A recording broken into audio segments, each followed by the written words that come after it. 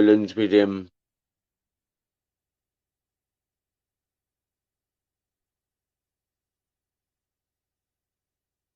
Yeah, Glue, no, yeah.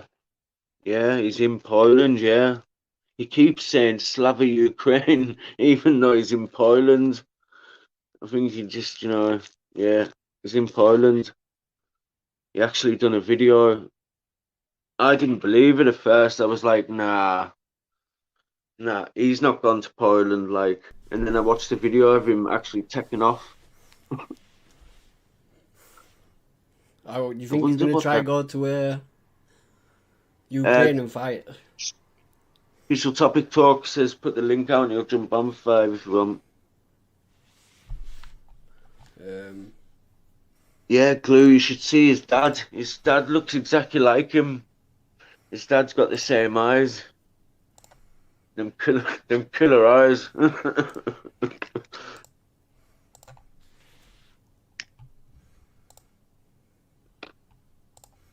um,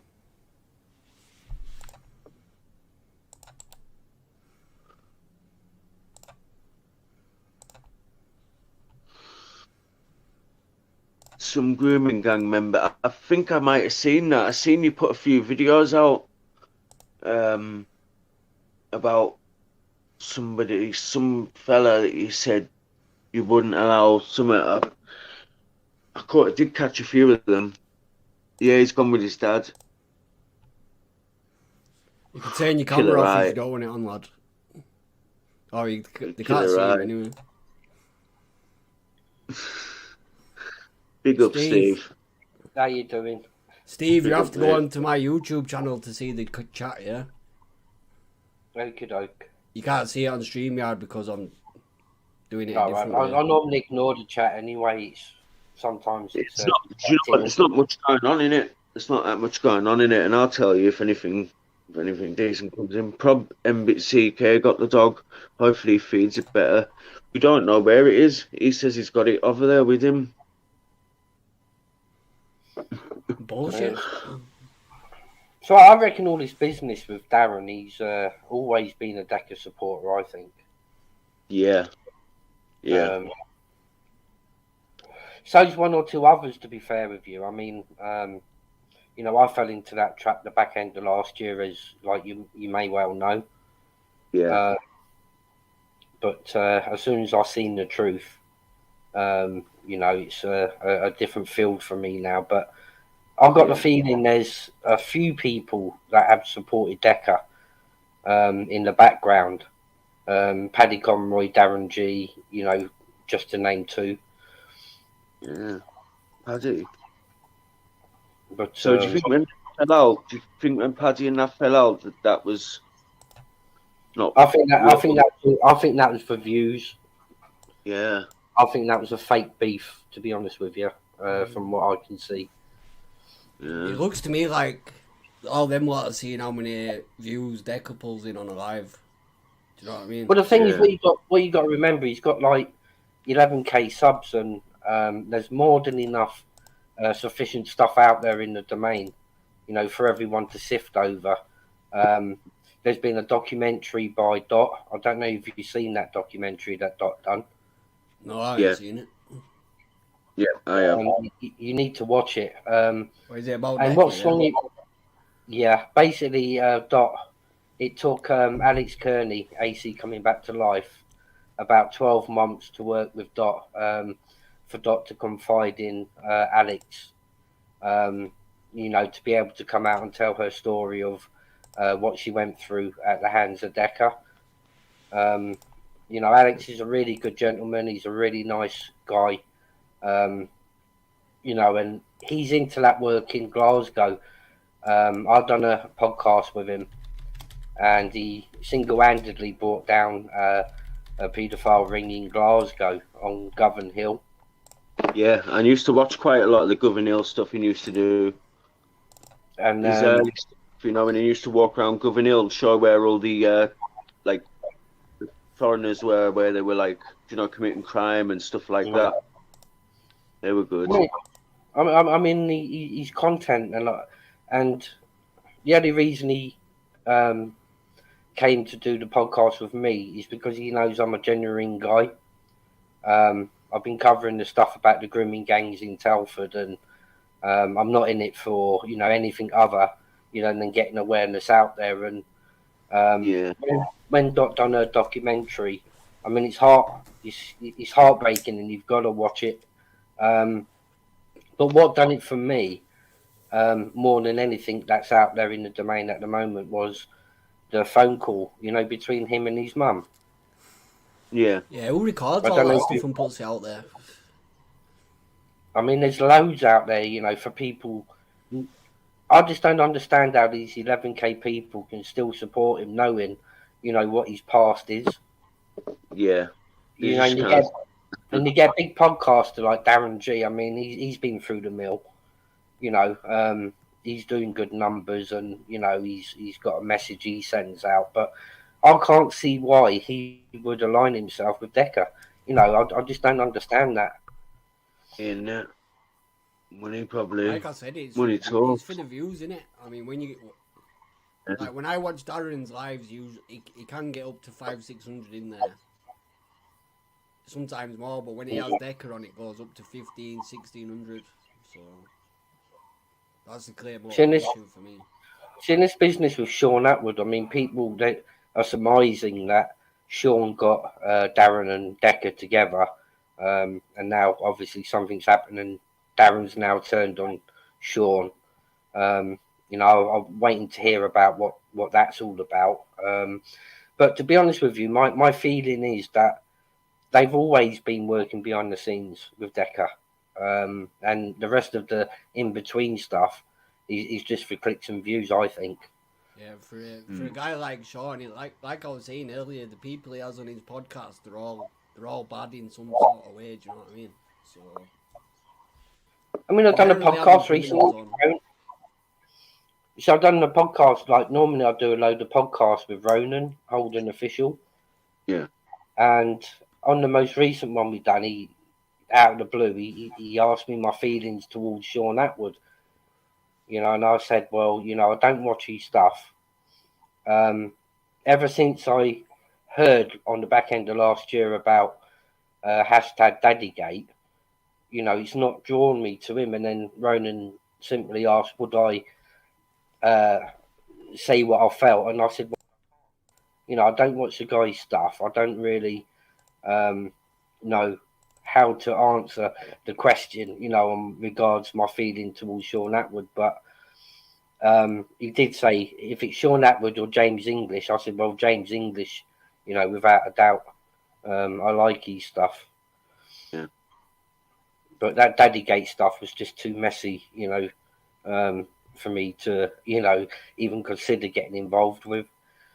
Very messy. Like, who thinks of that? Like, because someone's trolling you, who thinks, oh yeah, I'm gonna basically create evidence for people? That's what he didn't like make fun of it. He just created more drama and. Like I mean, I've had all video of him and that Cali Diamond or whatever. It was just weird, man. Like, why would you even set that up? See, I had enough of my involvement on the back end of last year. I mean, that dirtied my hands. Like, I did support Decca, but as soon as I seen the truth, I've given my point of view, exactly what I feel. Now I've seen all the proof, and I believe in my heart that he's a prolific sexual offender. Yeah. I think we all start off liking him, don't we? And then he just piles up. Like, for me, it's not the sexual stuff that does my head in. It's the like scamming people with PayPals and. Yes.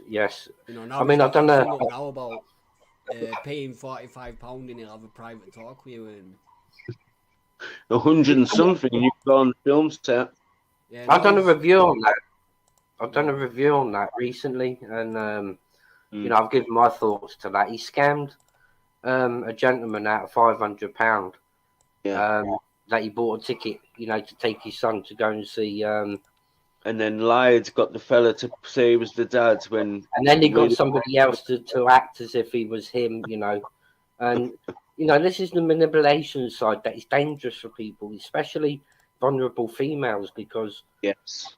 he's Yeah. now got another one out there that I feel is a scam. You know, I've done a review on it and I've said what I truthfully believe. And £169, is it? 99p, and you can go Like behind the movie set. yeah, something like Is that. this another Jimmy Savile in the making? Do you reckon? Because I think so. Yeah, in the early years, yeah. Well, the middle years. Mm. I don't know if he's as serious as like Jimmy Savile in it, but still. You know.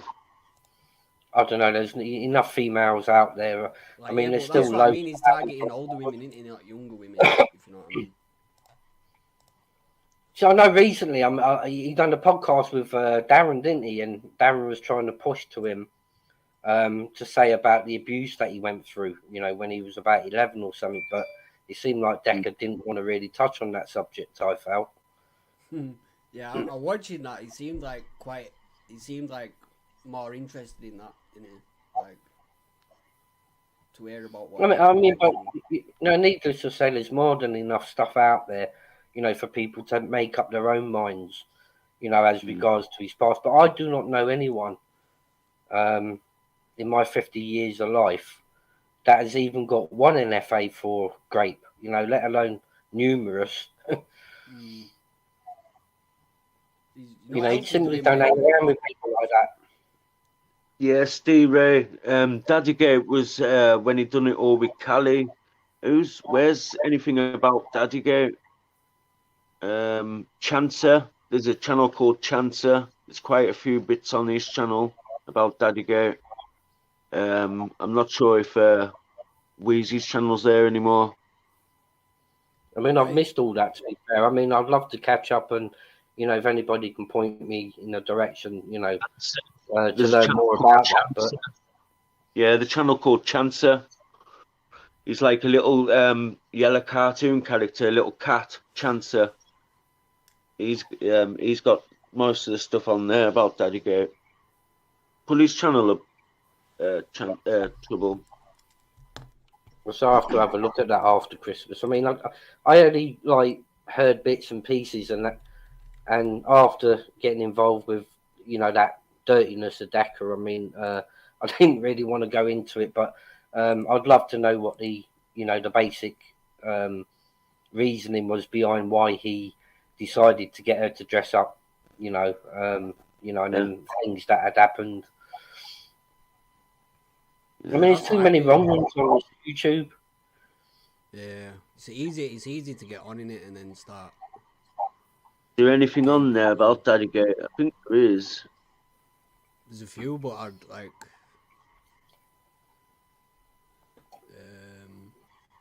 Saying the thumbnails, if there's I'm sure they had another one though. They had a separate one as well, didn't they? Him and Wheezy had one together. Kylie Diamond has been jailed for killing an innocent man. Yeah, she got jailed, didn't she? Was that drink and driving, was it? Yeah. Yeah. That's on that Chance's channel. I'll have a good look at that on Boxing Day, to be fair, because, I've had people asking me my thoughts about him, and, I can't answer because I simply, I've never took an interest into Sean Atwood or, any of his stuff, but... Yeah. It did used to be alright, man, but like I said, when I start seeing people coming on there, just out there to get money off people for nothing, do you know what I mean? That's what annoys me. It's like Deck and all, that's why I don't like him. Now he's preaching law of attraction stuff and The Secret and like all them people like that, they're all cult-minded. You see, I won't monetize my channel, for the simple fact that some guests that I have had on, I've interviewed like quite a few good people. I get the feel that they wouldn't come onto my podcast because they'd be thinking I'm about the money, whereas I'm about getting people's stories out there and bringing awareness. Don't you deserve something for the content that you make?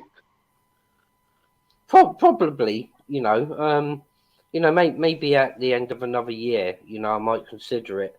I've got more than enough, you know, subs and watch hours and, you know, all of that to do it tomorrow. But you can always turn your monetization off just for that one. You know, if you feel like this one you shouldn't monetize, you can turn that one off and have, you know, Yeah, certain ones on. Every time you put a new video on it says to you, do you want to monetize it or not? I didn't realise that. I thought it just monetizes it across the board. No, you Even decide. even when you say you want it monetized, they might turn around and say no, it's not appropriate for ads, so you won't get no anyway. So I might look into that at the end of next year. You should get it done, man. I think. Yeah, You might as well earn money since you're going to get trolled and stuff like that, aren't you? Do you know what I mean?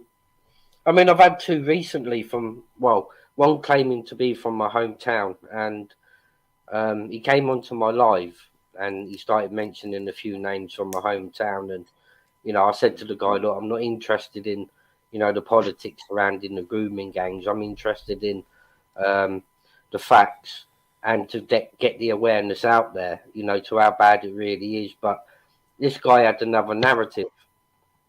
And I went through his channel one day and I noticed the video he done, you know, and I felt he was victim shaming, as well as supporting a member of the grooming gang that got a 14-year-old girl pregnant, but yet he was putting it across to me that she lied to the police saying she was 16, but in fact she was 14, you know, and he was trying to change my narrative and direction, you know, that my channel was going in. And, you know, I just basically told him, look, let's meet up then.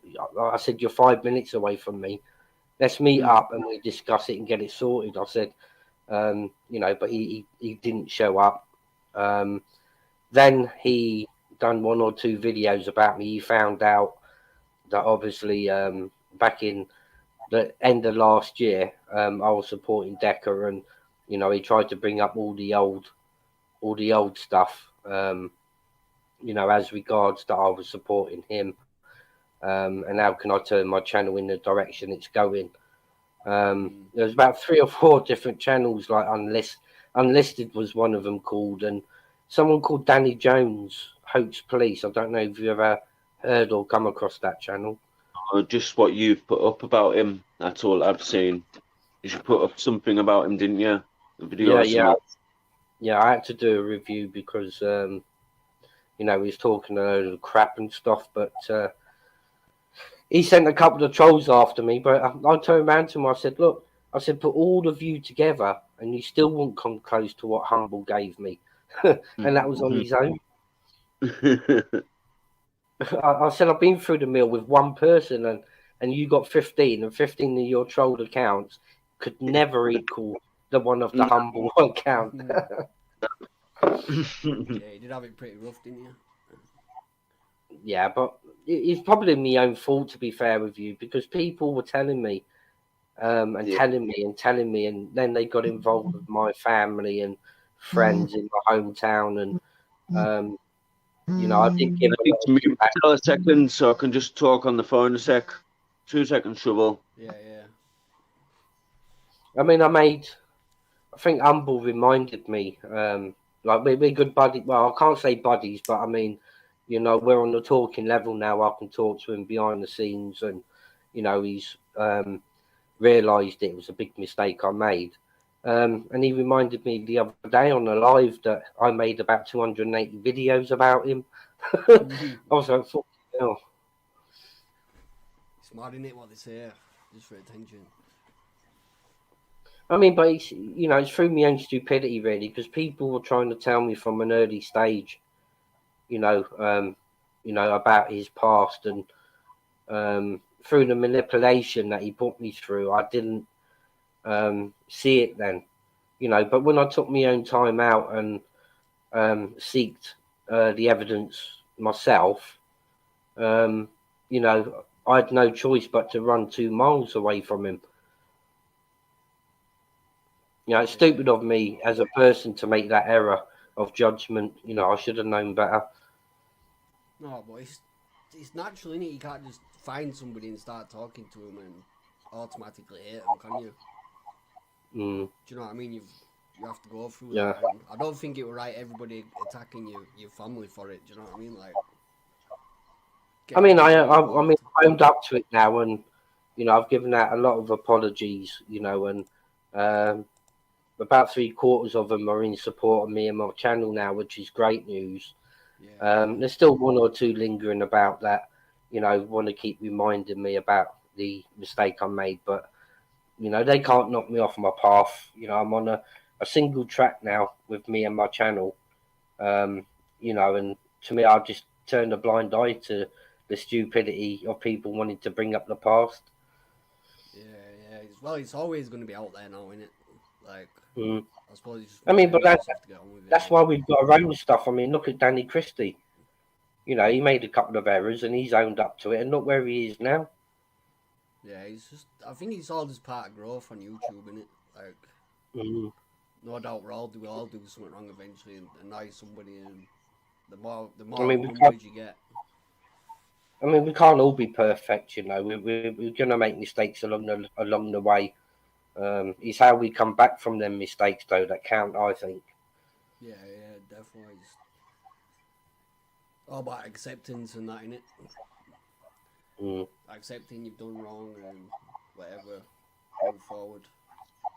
I mean, I've still proven myself to some people now, but I mean, the majority of them have all realised, you know, this is the true me, this is the real me, you know, not the idiot that was on the channel the back end of last year. And like I say, majority of them are all in support of me now, which, you know, I'm still proving myself to people that, you know, I'm not going to make that mistake again. But I've told people to judge me on how I've come back from it. Yeah, that's it. No doubt in the future you'll come across another problem, won't you? Do you know what I mean? Especially if you're doing grooming gangs and that. So, oh, I have done. I mean, where are you from? Telford. Oh yeah. You know, I've come across it already. You know, I've had, you know, the Pakistani side that don't like what I've put out. You know, and I've got the other half of the Pakistani community that are supporting me, telling me carry on. You know, the ones that don't like it are obviously the ones that are involved with the grooming gangs. And I say tough luck. The information's all out in the public domain. I'm just keeping it to the forefront, you know, so people are made aware of it. Yeah, I'm from Bradford, me man. So, like, Man, it's up there as well, isn't it, Bradford? yeah, like I've seen it all firsthand growing up, and like it's mad. I mean, it's not good. It's not nice. Yeah, it's not nice. Yeah, that's why I never like talk about Bradford, because like it's not a nice place, man. You know. Oh, it's got to be a good town, but I mean, you know, as for the grooming aspect, I mean, it's the grooming down there is probably just as bad as Telford and Rochdale and Rotherham and. Yeah, definitely. But even the even more without that, it's the drugs and all. It all comes hand in hand, doesn't it? Yeah. Do you know what I mean? Then you've got the parents on drugs. Kids, they don't know. They're not being brought up correctly, either when the mums and dads are on drugs or doing anything. I mean, half of these kids around the UK don't even have a chance in the start of a life, you know, because of the parents. Obviously, if they're on drugs, then that kid's never going to have a chance in life. Yeah, that's basically just ripe for the picking for them sort of people, aren't they? You know, and that again is a form of grooming, because you got the what's it called? There's a name for it, where the drug gangs go from area to area, and you know, they groom them. Yeah, they groom the youngsters to become like sellers for their narcotic. Yeah, that's how it was for me. I've always been a dealer in it, and that's how I got into it, through the older lads, and you know, telling me this is the right thing to do. So you can see why and understand why. I mean, because it's a lucrative. You know, a lot of people do want these like £200 pair of trainers and, you know, money in their pocket. I mean, so you know, straight away, you can see how easy it is for people to get involved. Yeah, it is, man. I mean, that's why with me, my mum and dad were in having financial problems, paying for house, at a young age. Do you know what I mean? How else do you earn money when you're 15? Can't And go. then the problem is, then you get used to it, then don't you? And then you want a bit more, and you know, before you know it, you know, you could be in the police station, or you could have another gang member of a different group come up and, you know, give you aggro and stuff like that. I mean, it's Oh yeah, I wouldn't say I've had a wild experience like most criminals, but after a bit, I learned just to get rid of all the older lot, and I'm just gonna do my own thing. Do you know what I mean? And stick by myself. so it's how you come back from stuff like that. I mean, I interviewed Brian Cockrell, and you know, everybody wanted him on to get, you know, the nitty gritty side of his crimes, but you know, for some reason, I wanted to hear his story of how he reformed himself. You know, I've heard and seen everything out there, you know, to the stuff he's done, taxing dealers, and I wanted to know how he reformed himself, which was something he's never really spoken about.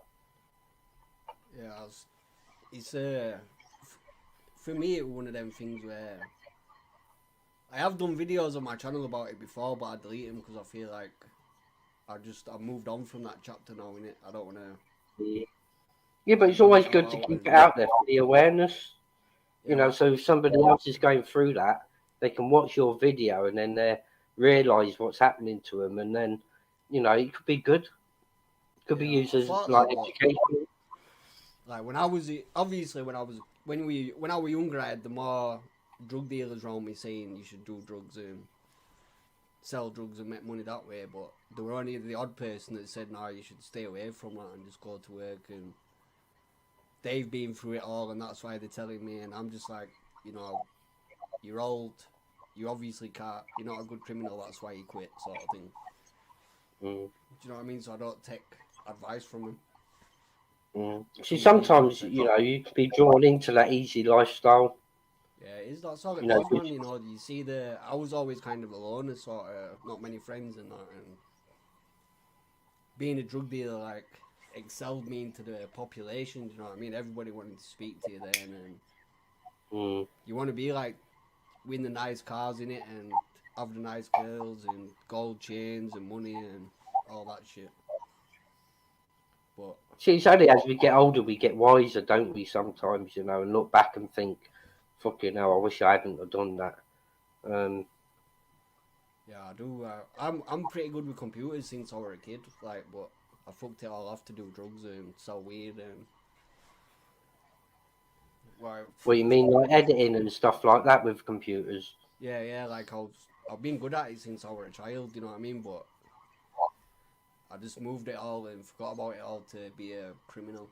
And then, like, a couple of years ago, I just thought, I can't do this all my life, man. In another 10 years, I'm going to be 40 odd, and I don't want to still be driving about selling bags of weed to people. And do you know what I mean? There's going to be a point where you're going to have to stop and have nothing. So I've done that now, and obviously it's hard change from having money all the time to having nothing all the time. But I mean, it's hard, isn't it? Because you're used to that lavish lifestyle where, you know, you ain't wanting for nothing. You know, you got the money in your pocket if you want to get something, and you know, to jump out of that world into the world of shit, I've either got to go out there and earn my money the hard way, you know, in a factory or, you know, whatnot. You know, it is a big difference of world jumps.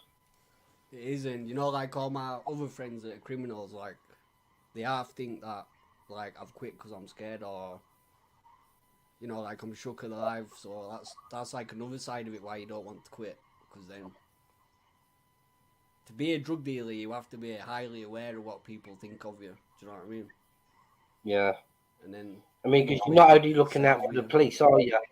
You're not only looking out for the police, you're looking out for other gangs that want to, like, take your money or take your stash. So, you know, your mind's got to be set both ways, because you've got to keep an eye out for the police, and then also somebody who wants to come along and, you know, take it all off you. I mean, it's got to be Yeah, hard, you know, looking over your shoulder. You know, if it ain't the police you're watching out for, it's somebody else.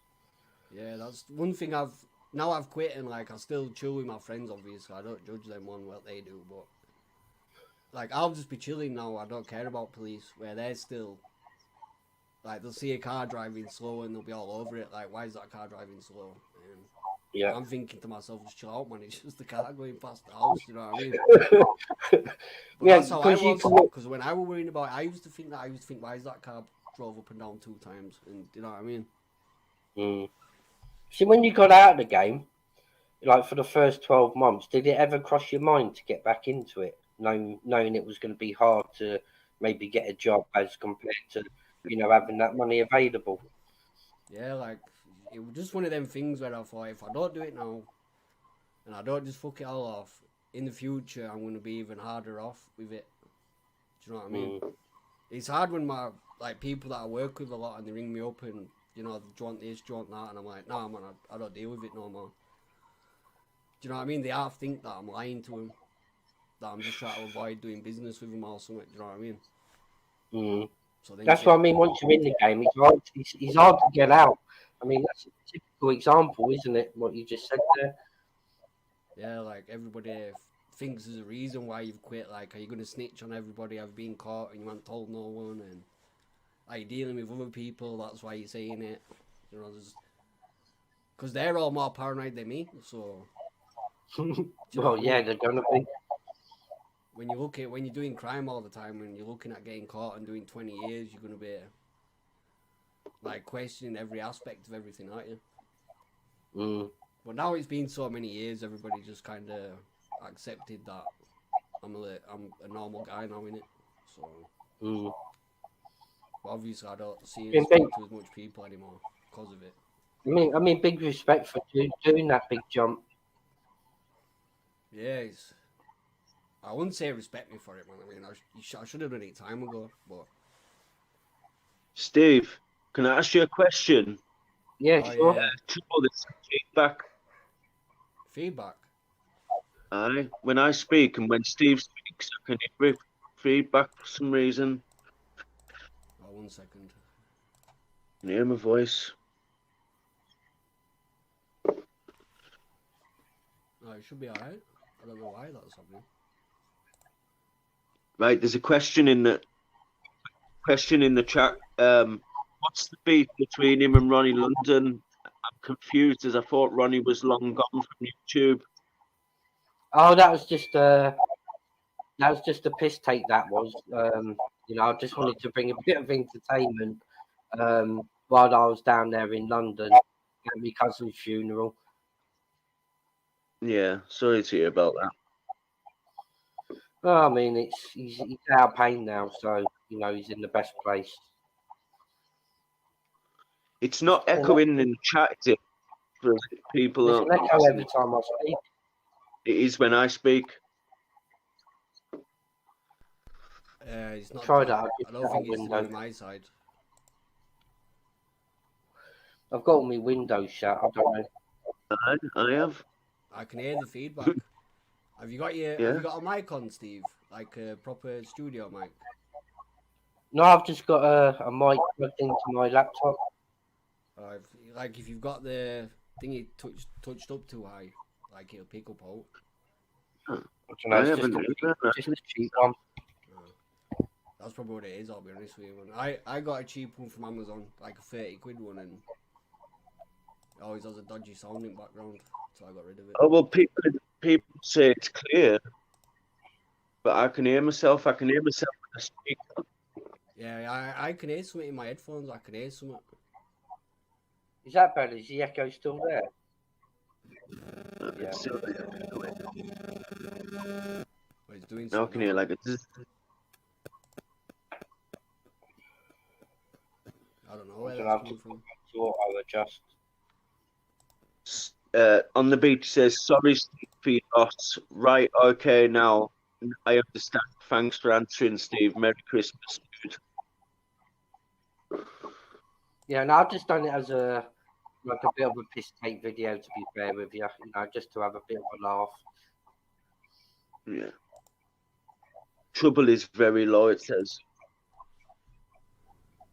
Is that better? Should be better. Is that better?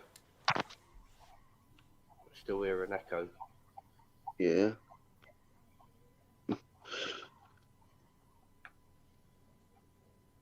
YouTube must be playing up tonight. Mm.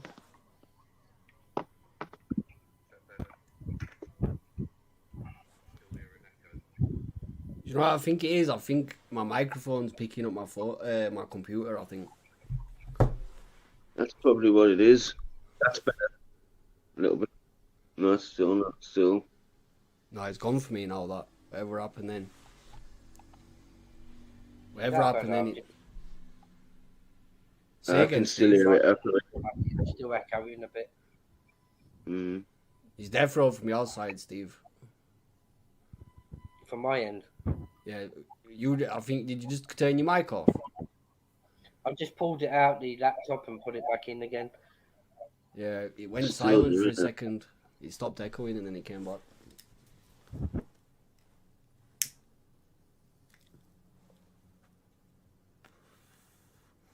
Well, it's gone now, isn't it?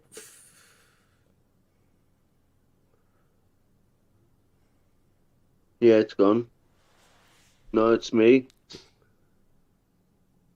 It's me, Trouble, I think, because see, when I sell it goes.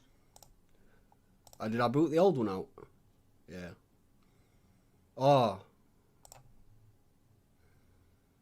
Can you hear me still? Oh, no, you couldn't hear me then, could you? Because when I speak, it's still there. I think, yeah, it's still there. But when I mute myself, well, I think Steve's unmuted now. Yeah, no, he's unmuted now. Is it echoing now? No, barely. I can't hear it, me. I heard the hum before, I can't hear it, I don't know. I know the wife's ordered me a new mic. I was hoping to get it tomorrow, but it won't be here till next week. Yeah, best thing you can do for your YouTube is get a decent mic. It's one thing that I did. Best thing I ever did was getting a decent mic.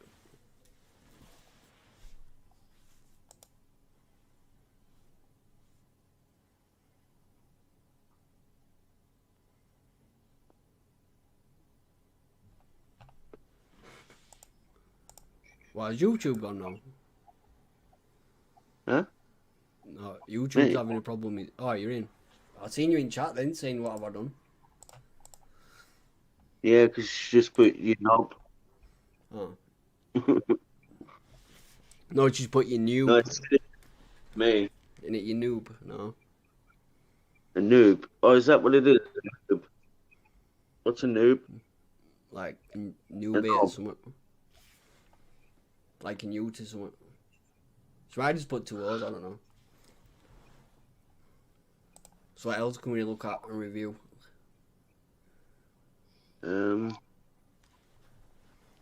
don't know. I'm echoing. Has Darren done the podcast yet explaining why you fell out with Attwood? Noob, no, no. That's what we were watching. Oh, I was going to say stick it back up. I haven't seen that one. Ranting and raving, lose me composure, lose me positive mindset, become mean-spirited, like he likes to say all the time. When in reality, I knew what I was letting. He is mean-spirited though, isn't he, Darren? Yeah. Myself in for. I was waiting for him to go down that path. As soon as I recognised him going down that path, I shut the door on him. Excuse me, Sean. After further consideration of what we're doing together, I don't feel I'm benefiting as much as I should be from me doing these lives with your cattle fodder interviews. I'd like you to take all my content down, please. And you should have seen him switch. But as you know, people, I record everything, especially when it comes to him and his network of transvestites. Who's his network of transvestites? He says some proper crude things, doesn't he, man? That's why I like him. Like, he's perfect for YouTube. Elmeets, how are you, kid? Hope you're well. Darren News. He's just intrigued to what really happened. Do you want to try and spin the narrative that I'm the bad guy in this situation? What do you He usually is the bad guy in every situation. want to listen to the truth? You know, that's what it's all about at the end of the day.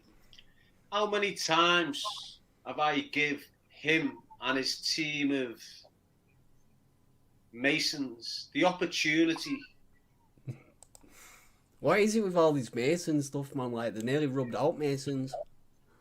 Yep. Do you know what I mean? They barely exist anymore. I've done a video saying I was in the Masons. Did you get flack for that? No, they kind of like adapted to it. I thought, fuck you know. You know, anyone can join the Masons, you know what I mean? You message them, but they want you to contribute a certain amount of money every month, don't they? And that's what level you are. Yeah. You got to pay something like about $3 grand a year. It works out. Hell. Yeah, if you're more richer, you pay more and then they'll give you a higher level sort of thing. Yeah. But I've heard it's all to do with charity more than like self-gain, because I've heard you're not allowed to talk about religion and stuff like that when you're there. It's basically about charity and bettering yourself as a man. Yeah. You teach you how to be a better man. Also, you get them connections, don't you? Because, I mean, like 20 years ago, you could probably join the Masons and there'll be judges, high police officers, criminals. Do you know what I mean? They're all... That's why Paddy keeps cracking on about all these Masons and they're in with the police and the police get them off of charges. It's rubbish. Yeah, now they just get too much, like... They've had too much attention with the conspiracy theories, aren't they? So... Now everyone thinks they're all evil and nobody wants to join. So now you just got Steve Rafe and a couple of his mates just in a pub somewhere. Not what it used to be. No. Do you understand? So I can refer back to when I was flying, and I mean absolutely flying, 6 or 7 months ago. And you see the content where I'm in the gym with them, and I was on the promise by the next day it'll all be about me and my content, as long as I got their content done. I've done that, and they shit on me and absolutely derailed me. Now, when I go right back to when he had 60,000 subscribers, when I first started this murky world of podcasting, and he got me shut down. You know, the situation... Pablo Escobar, the head of the Masons, is the English king. Is that like... Merry Christmas, king? Pablo. Do you mean the actual king? Like, obviously it's King... What's his name now, innit? King Charles. Big up Pablo Escobar. Situations like that and continuous attempts to sabotage me flow. Don't forget me book. Don't forget his relationship with Cody Lackey. Don't forget what he's doing with One-Eyed Monster right now. Do you understand what I'm saying? There's a lot of dirty little ways he moves. But if you really want me to come to it, just let's get warm. How are you, Graham, Liverpool? Hope you're well there. Alfred, I went from doing me regular lives Monday with my own content to all of a sudden doing lives on a Tuesday. I don't see why he's got a problem with Tuesdays, man. Like, he does live streams nearly every night. I think he's one of them demand avoidance syndrome people, where just because somebody wants him to do something, he's not going to do it. Do you know what I mean? He wants to say it. That's like a proper criminal attitude, that is. Saying what I kind of have. With his people, interviews that he's already done, And if you open your mind and open your eyes, every interview that he was letting me do, he was plugging a book in that interview. A book? He was also plugging a book that he's publishing for the person I'm interviewing. So I was on that, you know. Yeah, well, you'd think that'd be obvious though, wouldn't you? Like, I mean, just say Darren jumped on with us, we'd obviously say he's got a book out if you want to check it out, innit? Do you know what I mean? Yeah. Yeah. You're obviously going to plug the guy who's on your panel, that's like... Do you know what I mean? It's just like me plugging your links, really, innit? So... Yeah. But as I say, let me get warm and I'll go in properly. Yes, Alison O'Sullivan. Jane Everton, yes, I'm in agreement with Brian Jones. Put your side out, Daz, if you want to, son. I will. Evelyn Darringen all says SLS1. Brian Jones saying he put some up today. Now, all day yesterday, I was messaging him saying, please don't put that content up. Do not put that content up. And he switched it. Do you think he'll get away with this? Everyone will think you've switched on me. So straight away, he tried to get me antagonised to come across violent in the messages. But as I said, I'll tell you the whole story in about 20 minutes when I'm walking. I feel like Sean just knew the way it was going, so... Yeah. Because Darren really does bitch him about it, if you ask me, man. I mean, if I was Sean, I wouldn't take none of that from the first time. Do you know what I mean? It's like petty, innit? Or I'm going to fall out with you because you've had Marvin Herbert on your platform. Do you know what I mean? And Liam Ditchy and them. Warm. That guy he had on yesterday, actually. That guy who meant to have stabbed his mum. I mean, we're going to stab his dad. He actually knows Liam Ditchy and had a problem with him in prison. So I think that's another reason why he wanted him on, innit? Is he still around, that Liam Ditchy? I don't know. I've heard he's on Instagram scamming people with tickets and shit. Oh, fucking hell. I'm not 100% sure. It's just from what I've seen, living in London, saying it. When he comes on saying Ditchy's up to his old tricks and that. Mm. 20 minutes in. I'm not going to be screaming negativity. I'm going to be just being honest and open like I always am. And if you look at the past, what he's done to me, you know, in the sense of shut me platform down, in the sense of dragging me along and then dropping me out, saying it was a mistake. He is what he is, people. And that's what he's about. When he's got nothing to do, he likes to rely on people. Now, you see him dropping interviews. That's a bit rich coming from Darren. He's relying on Sean Atwood, more or less. Yep. I heard before Sean were actually giving him like a monthly wage or something. Before the... That's why he keeps thinking that Sean Atwood, isn't it? Yeah. I think he bought him some studio stuff as well, like a camera and... Do you reckon Sean financed all them laptops and stuff he's got? Probably. Like, I think that's what it is with Darren. Like, when he wants something, he don't get it, he finds a reason to argue with him, and then... That's the only thing that Sean can do is buy people in it. Do you know what I mean? Mm. That's what he does with just about everybody he gets on his podcast. I'll write you a book. Do you know what I mean? But really, he's the one making money out of it all, isn't he?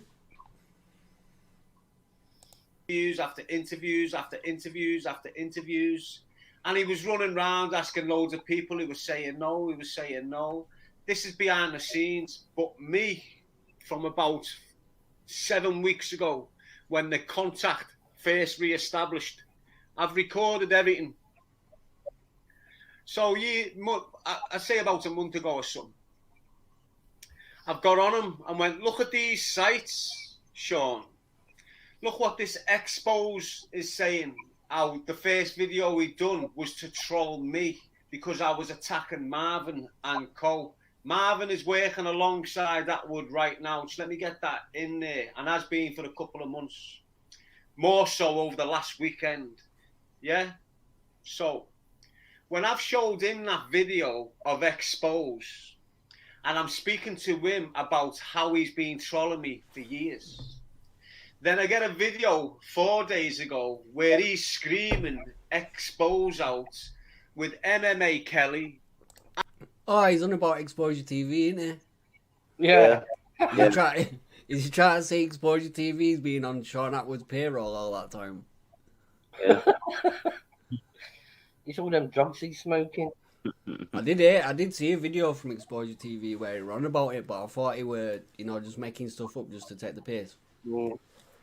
But that's obviously what he thinks. And his little bear Jen. So it is what it is, you know. Oh, we're getting to the nitty gritty here. When you hear Jen's name, Oh, you can't bat on both sides of the fences thinking everything's going to be rosy. Not with me. So we sort of sat there and had a little Ash Trollman's. Either way, you give him another chance. The content and interviews were led by you, which was quality. I respect Pablo Escobar. I just seen that comment. Oh. Mysterio, respect, man. Too much water under the bridge now. Focus on you. Good shout, Ash Trollman's. And you know what? I decided that yesterday. And I could see. So listen, he came on. He done a live feed. I'm best starting at the beginning in a minute. You know, I'm not here to lie. I'm not here to make anyone look any more dirtier than they Right, if either of you two want to say, oh, just tell me and I'll pause the video. Yeah. are. You know, we done very, very well to put the Cali situation under the carpet and move along. He done very, very well to put. Do you know what, man? What were running through Sean's mind when he thought, right, these lot are trying to say that I've got some sex trafficking going on, so I'm going to make a trolling video showing a girl calling me daddy and sniffing coke and... What goes through their mind to think of something like that just for the like, clicks? in back, I half think that wasn't a setup, and he's just saying it's a setup. Yeah. Do you know what I mean? Yeah. Like... Yeah, I agree. Because a lot of people do that, don't they? Like, when they get caught out saying something like, oh, I just said it to see what the trolls would do. Or something like that. But, Well, she filmed him, didn't she? Sniffing coke. yeah, but there's him filming her, like... No, it was her filming him because he was the one sitting on the couch, and then she went over and got the camera. He was sitting on the couch, wasn't he, sniffing it? It's like he's using deflection tactics. Yeah, so what did he actually sniff, though? Like, what powder did he sniff? What did he say it was? Like, I'm not bothered if the guy wants to have a line or whatever, do you know what I mean? It's each to their own, but... Yeah. Like, if it wasn't true, then what substance did he sniff that were fake? Mm-hmm. Do you know, did he sniff just some bicarb or... Yeah. It's got to be coke, surely. You'd have a rough reaction, wouldn't you, if you sniff something fake? Mm. And like, when he has that line, it looks like it is actually a line. Do you know what I mean? When people have them lines like... And then you sit back, don't you, and enjoy the buzz. Sean never actually addressed that, or was he just brushed it under the carpet and hoping that it was going to fade away? Oh, he said it were all. He said he set the whole thing up, like it were all acting and it were all meant to done out like it were an expose just to cause some drama and that. I can't see it somehow. I think it was a mistake he made while being high on drugs. Yeah. That's what I'm saying about... He says he didn't sniff cocaine, but he clearly sniffed something. So if it wasn't cocaine, what did he sniff? And surely if you're sniffing something in cocaine, it's going to hurt your nose, innit? And to use a subject like as deep as that, you know, getting the girl to call him daddy, I mean, come on, you know, what was going through his mind? I could think of a million other things to do, you know, if I wanted clicks or whatever, but not something that's like dirty or deep as that. Yeah, like... Calling it Daddy Gate just goes to show, do you know what I mean, how bad it was for everyone to see it. He's probably wrecked his YouTube career because of that. Well, he still builds, but... Like, it don't look like... I don't know, man. YouTube's different in it. Some videos you put up, you'll get loads of views. Other videos you won't. I mean, I put a short up 2 weeks ago, and it got fucking 58k views. I was like, bloody hell. Yeah, that's what I mean. Like, on the short side, though, shorts are just easy out there. Like, that's why you don't really make money from them. Even when they do. Best live video I've done was with my wife doing dialysis. I think that got about 6.7k views.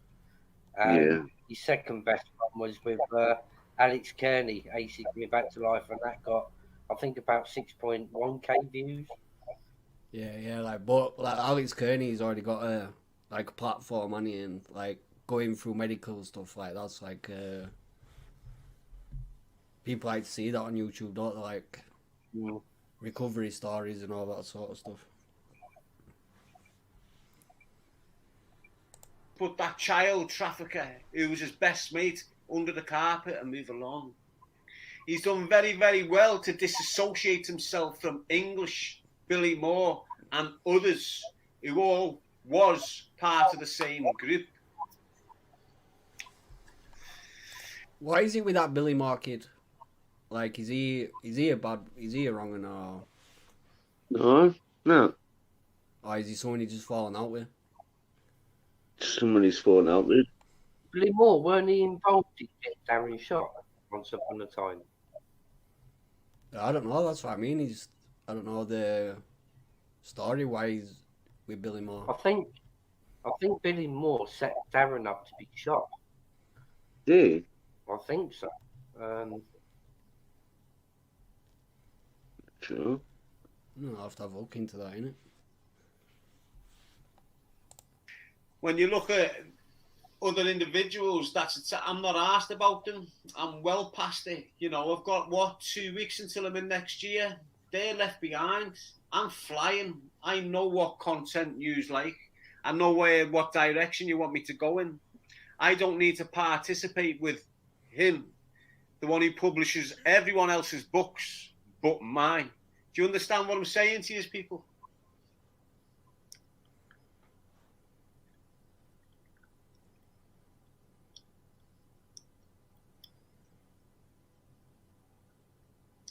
Yes, red balloon stickers. Yes, Ian James. Well, I think the majority is you've seen, you know, especially the last one with that weird kid.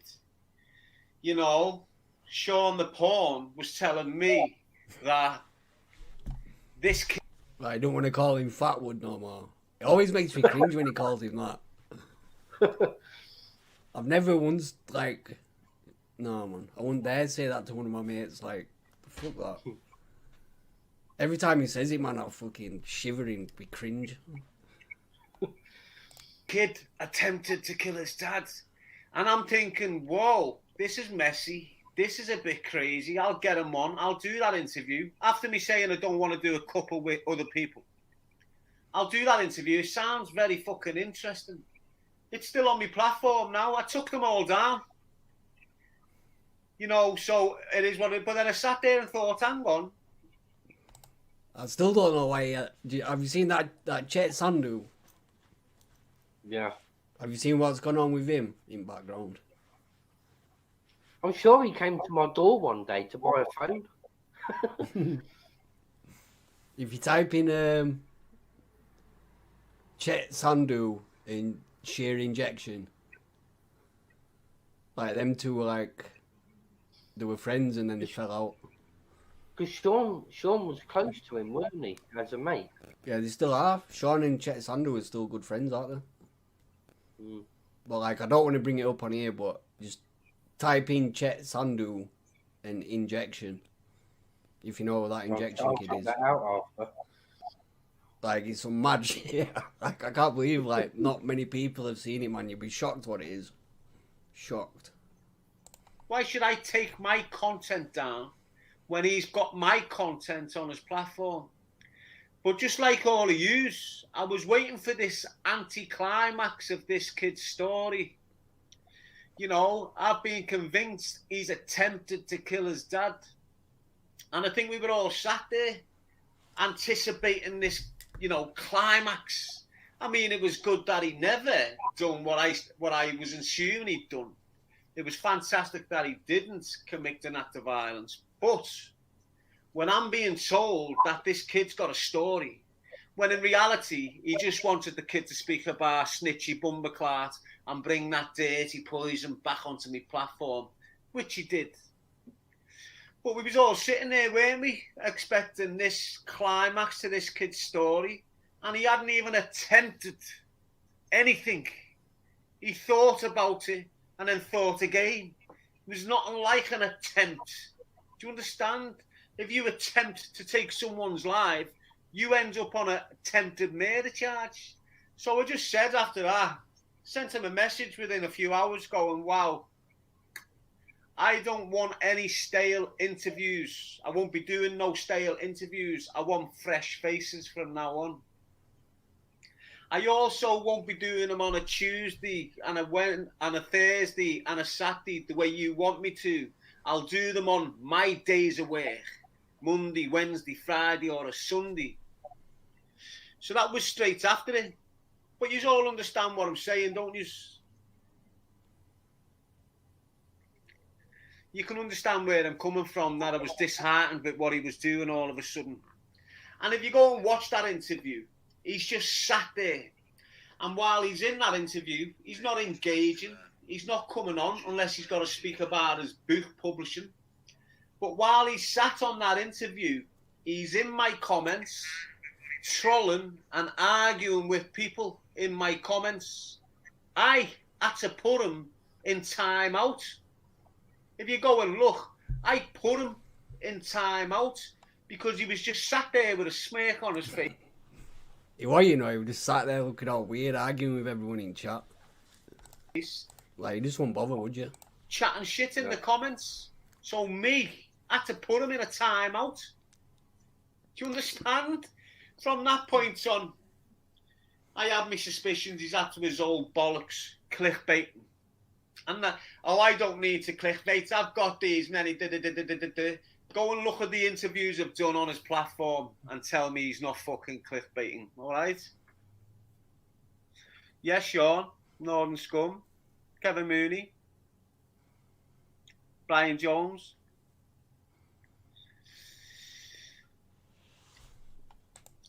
Yeah, you're right, Steve Rayman. What?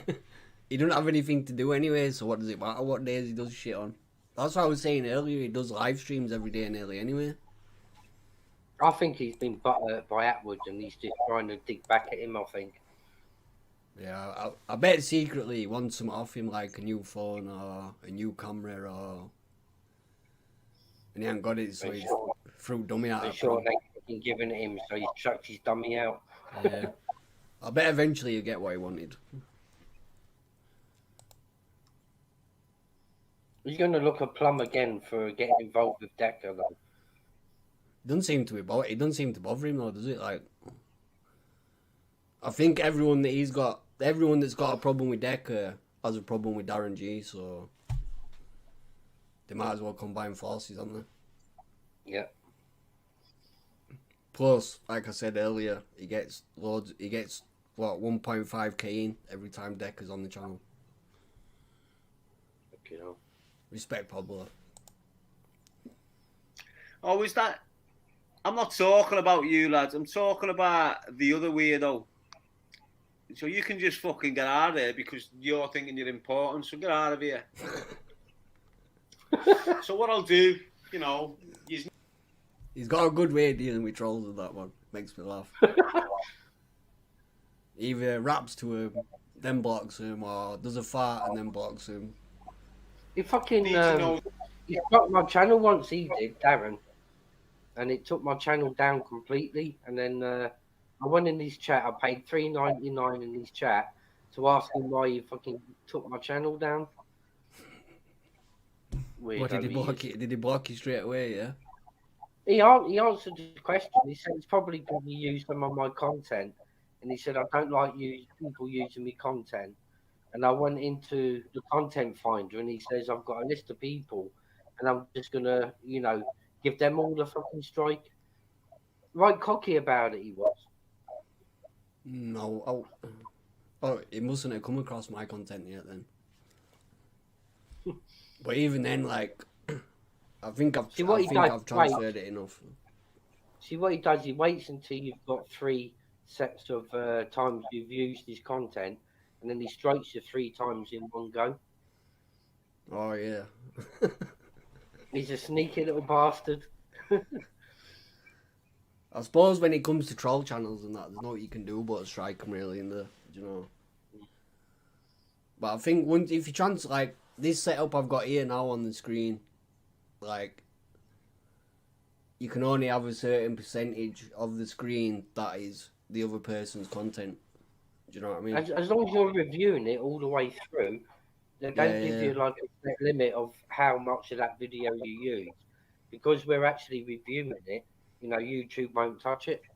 Yeah, that's what I mean. As long as you're not just playing it in its whole and you're stopping and talking every so often, like, like I watch all the other bigger streamers and debaters. Do you know what I mean? So I'm just like copying what they're doing because they get away with it all the time. So it must be the right way, innit? Yeah, that's what I do now. Yeah, it's best way, man. If you're wanting to go far with it, anyway. So.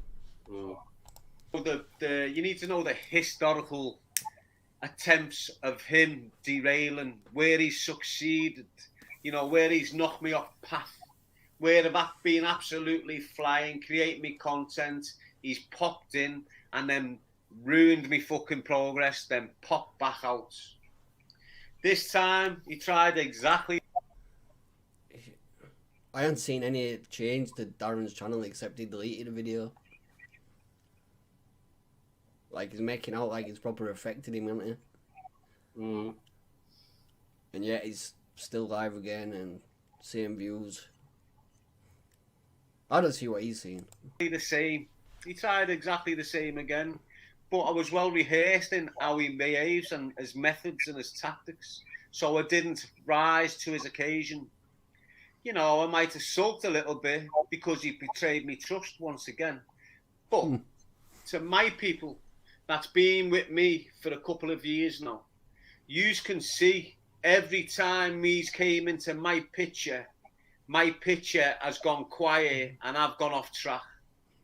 I haven't let him do it this time, so don't be worrying. So I'm on about, man. The guy never shuts up. What's he on about? He's gone silent. It's his own fault for keep fucking running back to him. And I think he just hits a... He must hit a wall where he's not, you know, like gaining more money. So he'd be thinking Sean Atwood can get some guests on and bring his clout over here, and now Deck is bringing him more clout. Do you know what I mean? See, it's Darren's own fault at the end of the day because he keeps running back to Sean every time he wants a bit of weed money, you know, and Sean's like entertaining that, and he wants to moan and cuss the guy afterwards, you know, for what he hasn't given him. You know, Darren's his worst own enemy. Yeah. I don't think he has any friends, does he, Darren? No. He just has his lawyers.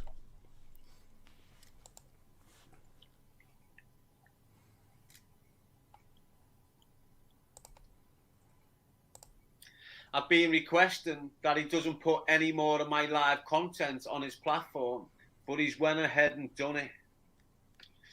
But as I say, mate, I'm on my own little path. I'm doing my own little thing. Whose content is it if you're all three of you are on the screen? What I believe, if say for argument's sake, I've done a podcast with you on your platform. Yeah. You're only allowed to put it on your platform. If I put it on my platform, and then say for argument's sake, I went to monetize my channel, it'll be counted as reused content. So unless you like flip the image on the video, so whereas you'd be sat in the first seat, wouldn't you? And I'll be on the second camera. Oh yeah. Just, if you flip it, yeah. If you flip it, so I'm first and like you're second, you can get away with that. Like, but it's basically your content if it's on your channel. Even if there's two of you in it, it's your content because it's on your platform. Yeah, I suppose it makes sense. But I was just thinking, you know, if it's two people that have big platforms and I think Sean's guess that, do you know what I mean? Really. See, if Sean went onto Darren's platform to do the podcast, and then if Sean then put that video onto his platform, then Darren can strike him for that.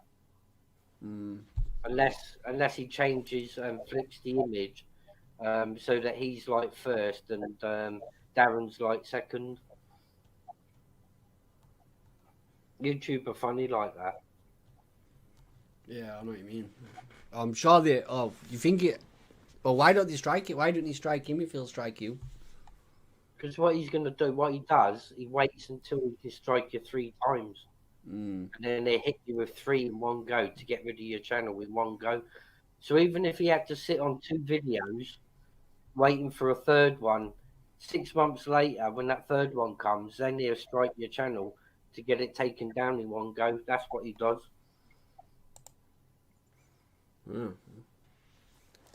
See what happens. I don't think he would strike Sean though, would he? Sean's got connections apparently. He's Mason. He's probably waiting for Sean. He's probably waiting to get 3 strikes in one go on Sean, and then he'll strike it. He's a snake like that.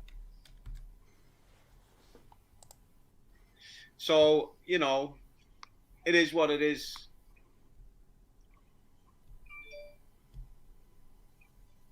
And you're going to get all the little people that are paid by these individuals, you know, like Johnny Boy, Crumble Crier, and Attwood. Ignore that little display where Crumble Criers come out and put a little thing out about Attwood. They are in the picture together. Everyone's always taught where the money. Oh, come on now. Surely that's not true. No, absolute bollocks, Darren. You're talking out your arsehole, mate. Humble has got fuck all to do with Attwood. I'll tell you that one for first. I know, I listen to Humble's lives, man, and he's constantly, well, not constantly, but he goes on about Sean a lot, doesn't he? I definitely know they're not friends. Darren, if you can prove that, put some proof on your next video, but I know you can't because Humble despises Attwood.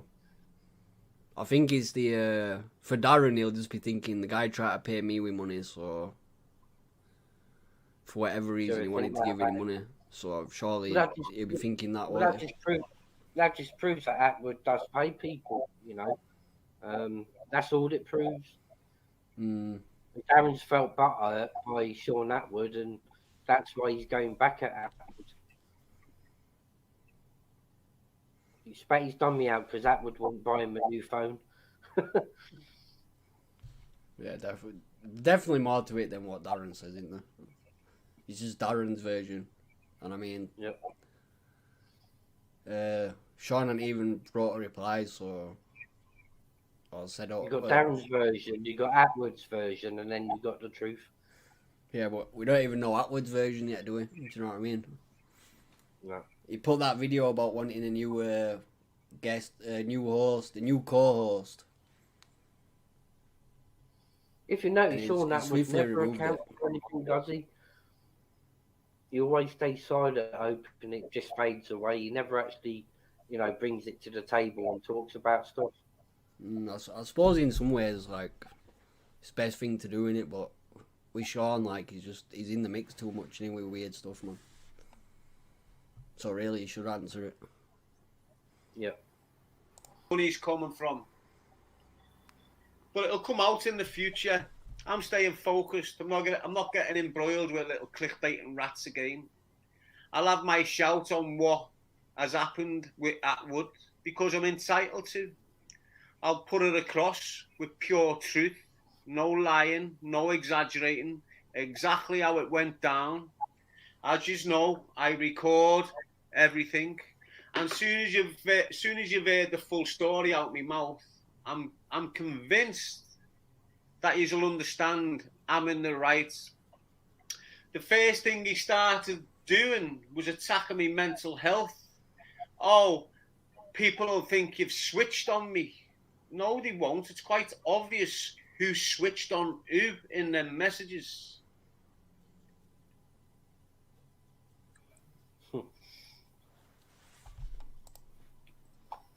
I suppose we just need to see Sean's side to know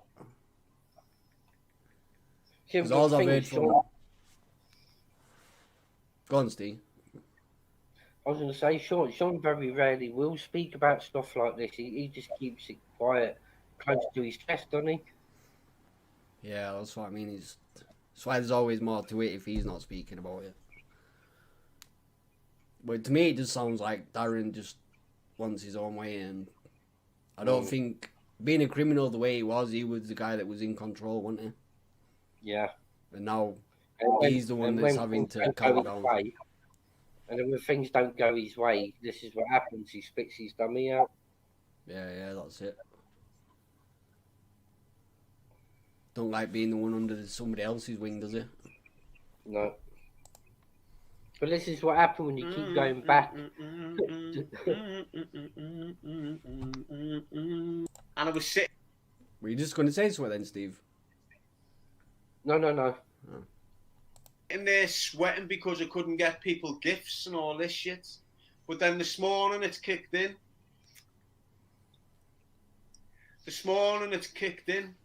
And I've managed to just go out and buy some gifts for the people that are going to be with me on Christmas Day. No one. He bought gifts for himself. So I'm not alone on Christmas Day. I could have chosen to be alone. But it's nice to have people that love me willing to spend the day with me. On Boxing Day, I was just going to, out the blue, go up to DECCAHEGGIE's, enjoy the Boxing Day up there. You're going to go and spend your fucking Boxing Day with a known sexual predator. Yeah, that's going to go down well for you, Darren, isn't it? Well, it's like he said, he's not doing it. I think that's what he said. I had a funny maybe he wants to meet up with Diet Chips and go naked with him. I bet he ends up calling Decker like Fat Decker or something. He'll have some weird nickname for him. Conversation with him the other night, DECCAHEGGIE, about going and flopping on people on New Year's Eve, you know. But I think we're too far past all the bullshit, me and Decca. I think we've elevated to a different level. I think next year, don't think this is a bromance going on. You know, this is two educated men who's been through a lot of shit, being trolled, had all the narratives and all the allegations going on. Did you just say two educated men? Yeah. Birds of a feather flock together. That comes to mind, Darren. Maybe Decker's had some sort of education, but I know Darren's had no education. We've ridden that storm. We've weathered that storm. We've come out on the other side. And because we've come out on the other side, we're a lot stronger mentally and physically than all them weird-looking individuals. If you look at everyone that's been attacking us, they all look deformed. They all look wobbly and gobbly. They've all got addictions. They've all got shit criminal fucking history. Do you understand what I'm saying? You're speaking about yourself, Darren. Yeah. The only difference is all these other people don't go to the gym. That's it. I've got no addiction. I've got no wonky looking face. I haven't. Well, yeah, I've been in prison, but that don't matter. You know. I don't hang around with sexual convicted predators. So why are you, Darren? I don't believe though that he is, innit? So to him it's a bit different, but it's still. Do you reckon there's an ulterior motive behind this? Because Decker got abused when he was 11, but Darren also got abused, didn't he, when he was younger? I don't know. You know, long stays in prison, man. You know, like. But come on, two different caliber people in life. You got Decker that was, you know, lived a quiet life and always has been a loner. But yet Darren, I mean, he used to be a gangster, you could say. You know, that's two completely different worlds. So, you know, there's got to be one narrative that's bringing them together. I wonder if it's two birds of a feather flock together. I think you've got to see glass, Darren. I think it'd be mainly the money motivation. To be fair, man, I mean, like, for Decker, it might be a different thing. Like, he's seeing somebody who will be his friend and he can confide in and all that. I wonder if Decker's got an ulterior motive as well, because Darren speaks to a lot of young girls on TikTok, doesn't he? So I wonder if Decker wants in on that. Yeah, they could do. Well, like, as a criminal, like, and that's what DARRENGEE is. He's just thinking the fastest way to get money, no matter what it costs, innit? That's what he used to do, really, rob people of other drugs, didn't he? So, in his mind, to get money, it don't matter what he has to do. It's crazy, innit? You know what I mean, don't you? So for all them to even sit there and think they can impact on such powerful men, it's just ridiculous.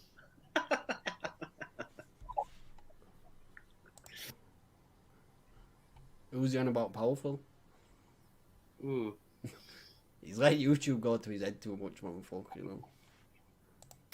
Yes, A1000, thanks for that. Anyone that's on here now, I hope you sorted out for the Christmas. Don't be worrying if you're not. You've got a roof over your head, you've got food in your kitchen. Some of you have probably got a crate of ale by the kitchen door. You're going to have a joyful day, aren't you? For yous that are well off, for yous that are going to really be able to have a joyful experience, nice big table, all your family round it, all merry and happy. Keep it civil. Don't fall out. We know what it's like in the homes. But you understand what I'm saying when you're looking at all them individuals that are trying to target me and DECCAHEGGIE. Look at the kip of them. Do you understand? They're bound to be envious, aren't they? You know, they've all got moves. They all will. The ones that think they're stocky have got bitch tits. They're wearing false tan. They've got crazy fucked up comb overs. Do you understand what I'm saying?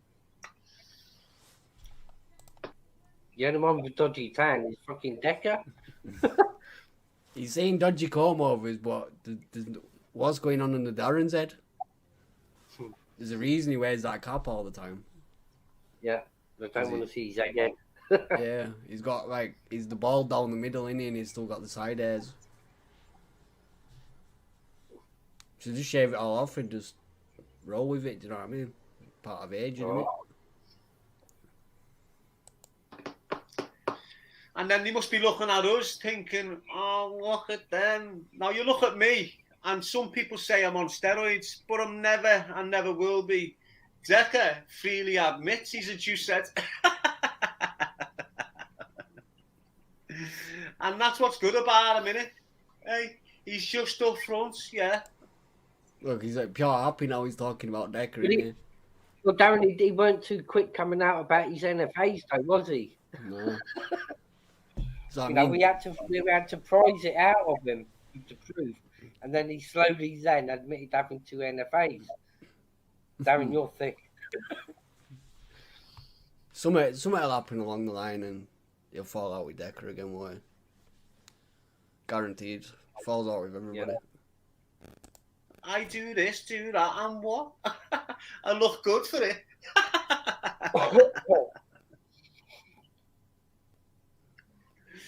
When you look at One-Eyed Monster, wow, 50-year-old crack fiend, goes to fuck, comes back, goes to fuck, comes back, goes to fuck, comes back.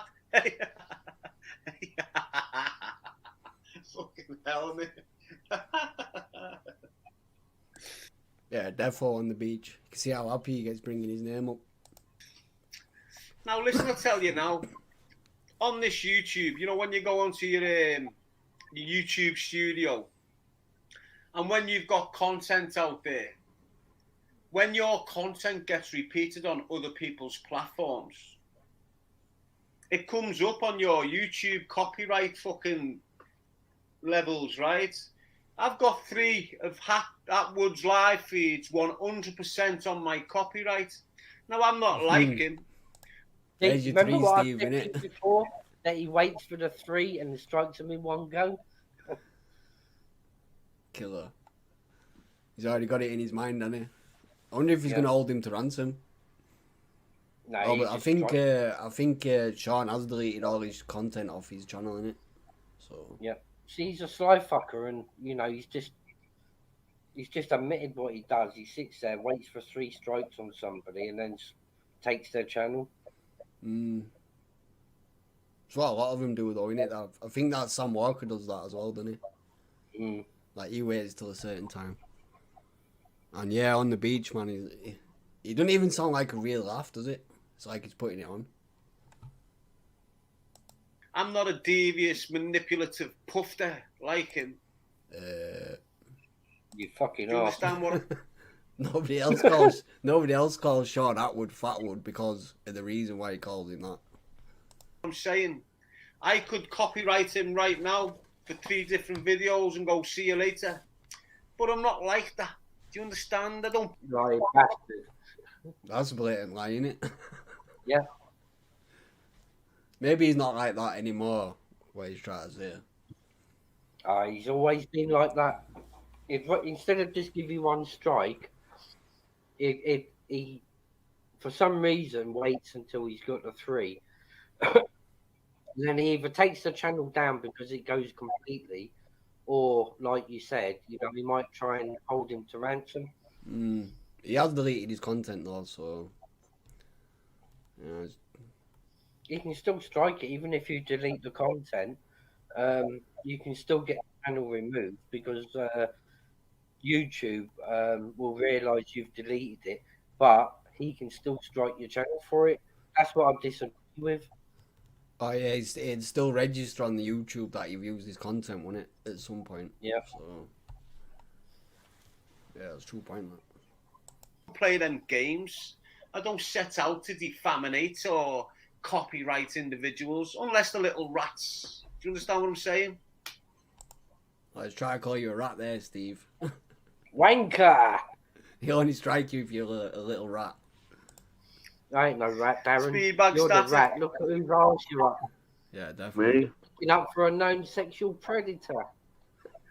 Thank you very much. Another one off you. I don't anticipate Christmas either. Nonetheless, Merry Christmas to you and your loved ones, Darren.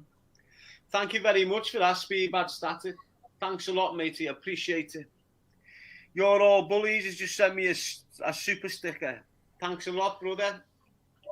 Speedbag Static. I'd love to know who you are. Whoa! Did you just say that name then, Rob? What? No. Listen. This manipulative puffer like him. Do you understand what I'm saying? I could copyright him right now for 3 different videos and go, see you later. But I'm not like that. Do you understand? I don't play them games.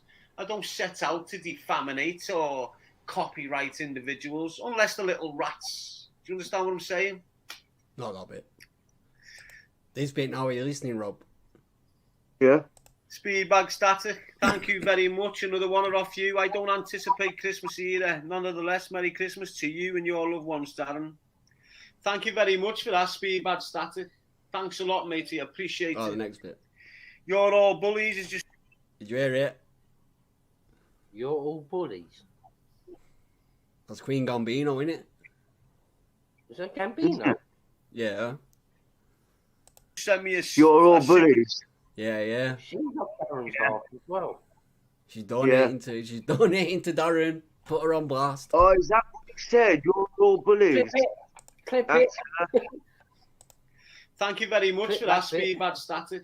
Thanks a lot, matey. I appreciate it. There he comes now. You're all bullies is just... That's her, innit? Yeah. Send me a super sticker. Thanks a lot, brother.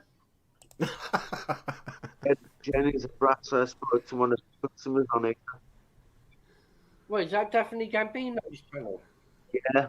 You're all bullies. She sent him a super sticker. I wonder which one she sent him. Yeah, you're all bullies, she's called. I have to see Queen Gambino jump on with Darren. No, that would be funny. She would if he let people on. Wasn't she sticking up for Decca a while ago? Oh yeah, she's had it with Cesspit and everyone, so she's a Decca fan. She was back on there the other day. Oh yeah, but when it chaos when she came on, I didn't see it myself, but I wonder if Yeah, it she's was in, loads of arguments. I wonder if she's in with Darren and Decca then. yeah, she was sending Yeah. them money, wasn't she? Like a lot of older people do that, don't they, to get in with people, like send them money. So Yeah. I can guarantee she's probably sent Decca 50 quid to have a 1 hour conversation with him. Yeah. Because when they bring him up, she's proper defensive of him, isn't she? See, I don't even think she's part of the real Gambino family because I've checked out her Facebook. Oh no, it's clearly not, man. That picture she has loaded up of her in that Carlos guy, it looks like Carlos died in 1979. that picture she has though. You can blatantly see it's being like made in Snapchat or something. Do you know what I mean? Because I contacted a few of them names on her friends list, and I said I'd love to get the Gambino family on the podcast. I mean that'll do good. And the way that they were sending me replies back was as if it was the same person sending the replies. You're gonna get Jimmy on, whoever Jimmy is. That's the guy, innit? She was on Fighting Trolls last year. Yeah. Speedbag Static, I'd love to know who you are. You're donating handsomely to me, aren't you? So thank you very much. Brendan Maguire, Jane Everton. Someone just gave him 100 quid there or something, aren't they? And Probably Decca. now he wants to know who he is personally so he can get more money. All showing the appreciation for the donation off Speedbag. I've tried it all. I've weathered it all. I'm still stood here, and the real people know that I'm true to what I'm doing. I'm not a monster. I'm not a little sick pervert. I'm as real as you're gonna get on this. Supporter. Yeah. You're a monster supporter, Darren. So you know, birds of a feather. Yeah, that's the saying. This platform, like 90% of YouTubers out there, whether they call them YouTubers, podcasters, influencers, I'm just like them, real and pure. We're not like yous, fucked up messes, don't look right, all deformed, got bitch tits, builders' asses, walk like penguins, you know, your birds are fucked on heroin, all that sort of stuff. Yes, Trisha Polly. That's the one like that her he goes boss, for, Darren. Kevin. Say that again, Steve. He goes for women like that, don't you, Darren? Yeah. Susan Brown. Oh, what are you saying, Susan? Jenny's a brass. Susan loves to say that. Mooney. Hope he's well. So, do you want me to speak about what happened? Do you want me to give you the bastardized version? Yes. I could sit here and bring you back to 2018 when Cody Lackey came into my life, and through Cody Lackey, Sean Atwood came into my life. Now, I know quite well there's something moody going on between them two, and don't think for 1 minute he's not in touch with him. Then you've got the Cali situation. Then you've got that John, the child. What was he doing with child? He was banging kids in vans and pushing them all over the country, wasn't he? You know, he managed to get through that shit. Yes, NUFC, Bri. He managed to get through that shit. And then he brings my book back because he wants a podcast with me. He seen me do a podcast with the Irish Cartel Fun Boy from Glasgow, the podcaster. And then he's jumped on board. I've got your book here. Shall we do an interview? Okay. Brings me book back. Still doesn't want to publish it because he knows it'll go over above his head. And when he opens his boots, he's got about 5,000 of his own books in there. And what the little secret is he goes out and he'll buy thousands of his books. And because he's buying thousands of his own books, it'll pump him to the top of the sales and make him #1 true crime fucking book. Do you understand what I'm saying? And then he'll go round. I can believe that. Yeah. Going back to that Cody Lackey, he's a self-confessed paedophile, he is. Is he? Yeah. I'm not. I know I've seen him on YouTube, but I haven't really like paid attention to him. I'll get the video from Humble, and I'll get you to watch it. When he was 14, he admitted to raping a girl that was 12, and all his mates. But it was like a gang rape. It was about seven, including him. That great 12-year-old girl self-confessed. Well, I'm guessing that's why Darren don't like him then. I'll get the video and get you to watch it off Humble. I'm sure it were originally them two that started arguing with Sean. I think so. Some old shit. Found handing these books out, but the whole initiative of buying them books is to push him up there. I could go deep on the Cali situation. I could go deep on that child, you know, the one that was illegally transporting children from A to B, who was his best mates. I can go deep on that woman whose initials begin with PN, but I'm not going to. I'll skip right through to why he contacted me for the podcast. He see me go on English's podcast, and then one. Do you know with Sean though? Like, I read one of his books, which is pretty good actually. The Two Tonys. If you want to read the book, check that out, man. It's good. On to me on his. I go on his, so on and so forth. I go round the block of them podcasters, and then I realised, hang on, I'm getting used by all these podcasters like I'm a piece of shit. So I back off them podcasters, and then all of a sudden, they're all attacking me. Every platform I went on jumped on the narrative that it was this, that it was that, and that it was this. They all targeted me mental health.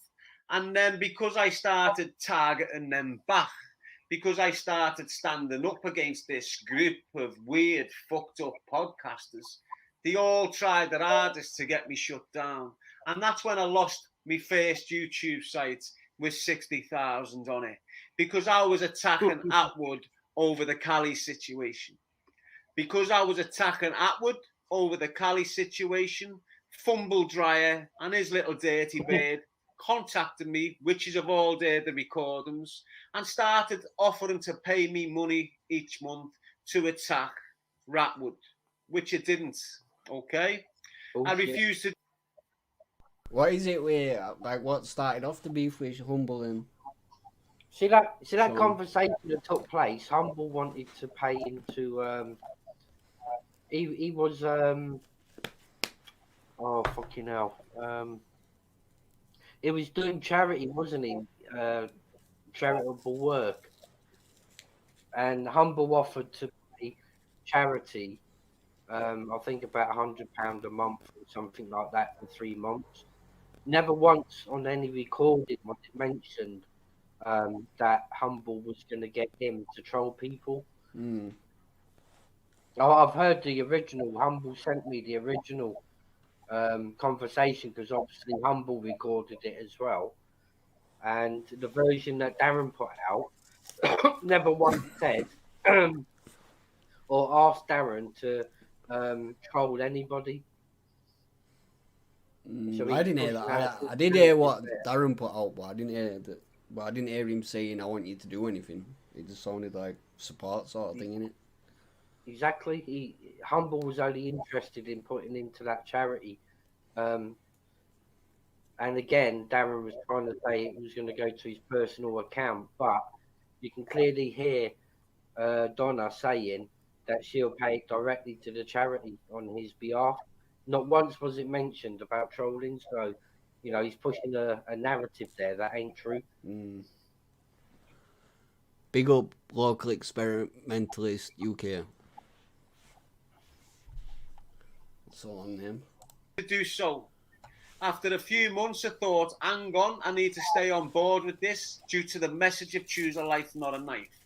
I didn't want it dying. The more I was on board, the more the message was going out. So the minute I re-engaged with Ratwood, Fumble Dryer and his dirty little bird wasn't happy, and there you go. They started paying all sorts.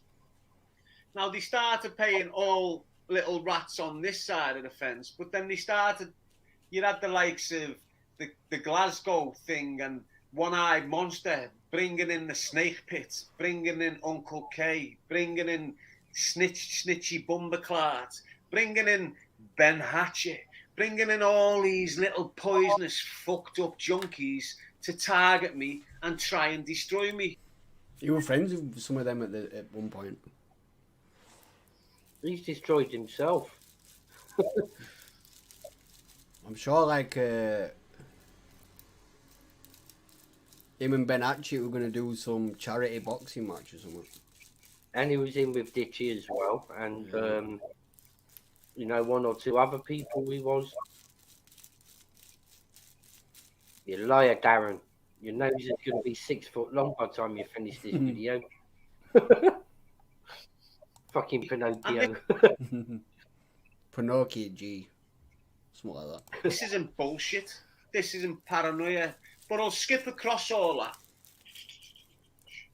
You see me again re-engage with him. You know, I've done a bit of content with him where we're floating around and we're buzzing and we're all having a jokes, and then he sabotages that relationship on purpose, and I fall off my path because he bent on my path. And then I forgive him again, and I'm looking on doing this content where I get a link where you could link. Darren, you said about 15 minutes ago you're on your own path. So how can somebody pull you off your narrative or path when 15 minutes ago you said you're on your own path and no one can push you off it? You lying fucking Pinocchio. Link into it, and I could fucking do workouts, and you'd have a full set of workouts on this link. It was for last Christmas actually, and the arrangement was I sorted the 5 Ways gym out with Steve. Steve was my contact. I've gone to him and said, look, there's an opportunity here to big your business up. They've come in. We've got back in contact. I've said, this is what I want to do. He said, we're off with that. We'll do a circuit with you. Bam, bam, bam, bam, bam. So we've gone to Steve's gym, the gym I set up. We've gone in there with the camera team. Everything's looking decent. The agreement was we do all their content on the Saturday, and then first thing Sunday morning, my content will be getting done all day, the link, and so on and so forth. We go all out on Saturday, get all their content. Sean and his little boot bail and leave James with me to do the content. I get up at 6:30 in the morning, get to the... You got used like a plum. I thought he took it all over the top with that, man. I mean, you know, the guy's got other jobs to do, do you know what I mean? Mm. The guy was clearly already on a job when Darren turned up. You're not that tough of a guy, are you? Because you got butter so many times, and now you got butter again by him. But you keep going back for more punishment, more for you. Yeah, it's you're just a drama queen, isn't he? Yeah. Gym for 7 o'clock when it should have been 1:45. I go in the gym, and there's James, the Freemason, full flow. Local experimentalist. This channel don't really have a full-time purpose, I'll be honest with you, but today we're on about DARRENGEE and he's falling out with Sean Atwood. Pinocchio G, are you coming to do with Paddy? Because you keep mentioning Masonic involvement. Yeah, the guy's proper obsessed with that, isn't he? Mm. Masons. I always thought it were the Illuminati that they were bad ones, not the Masons. With his Illuminati camera kit with Steve. So I think, okay, Steve's a good lad. Let him get a little bit of content off him. So I'm sat there for 2.5 hours. I just had enough. He hadn't even finished. He never even acknowledged me. I'd had enough, and when you know what? I seen that video. That's because you were honestly. Yep, I've seen that one as well. The guy was at work doing something. Do you know what I mean? Leave the guy alone, man. That guy that he went, that photographer looked terrified of Darren. Had him marching about with him to get hold of Sean. I'm out of this. Never spoke to them again for a few months. Re-engaged with them 7 weeks ago, 8 weeks ago. So I've just bastardized it. You know, I haven't gone deep on it. I'm not asked. I'm past it. They're not. You understand what I'm saying? There's a reason why they keep on coming back in. There's a reason why they keep on wanting me to jump on board, so on and so forth. The bottom line is the clickbaiting, and they're using me and they're manipulating me. This time, he's manipulated me again. I'll be frankly honest with you. I've had an issue with my YouTube channel. The person that relates to me, why don't you ask him? I asked him, could he help me? He never helped me in the end, but he asked him if he could help me. He gave me a little bit of advice, and I said, thank you. If you want to do anything in the future, let me know. I opened the door for him like a soft cunt. All of a sudden, we're speaking. You see the first live. Before that, we spoke about me doing lives on my thing with him and his people. I say sound, you know, thinking it's okay. We do the first one where it's just me and him. And then you can see us speaking about DECCAHEGGIE. And we're trying to get DECCAHEGGIE on the live. Do you remember? And me and him are negotiating over the live feed, saying, yeah, no. Decca pulled out of it. The next day I say, and I'm going to contact Decca. I advise you not to. It's very dark. It's very dirty corner. And if that's the case, why do you still want to get involved with him now? Pinocchio enabler.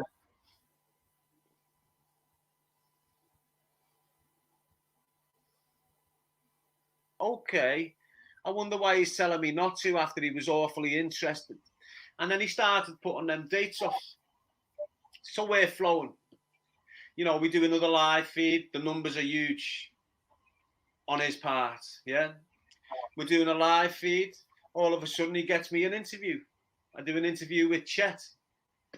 Boss interview. Boss kid. I approach it completely different. I've got different interviewing skills than what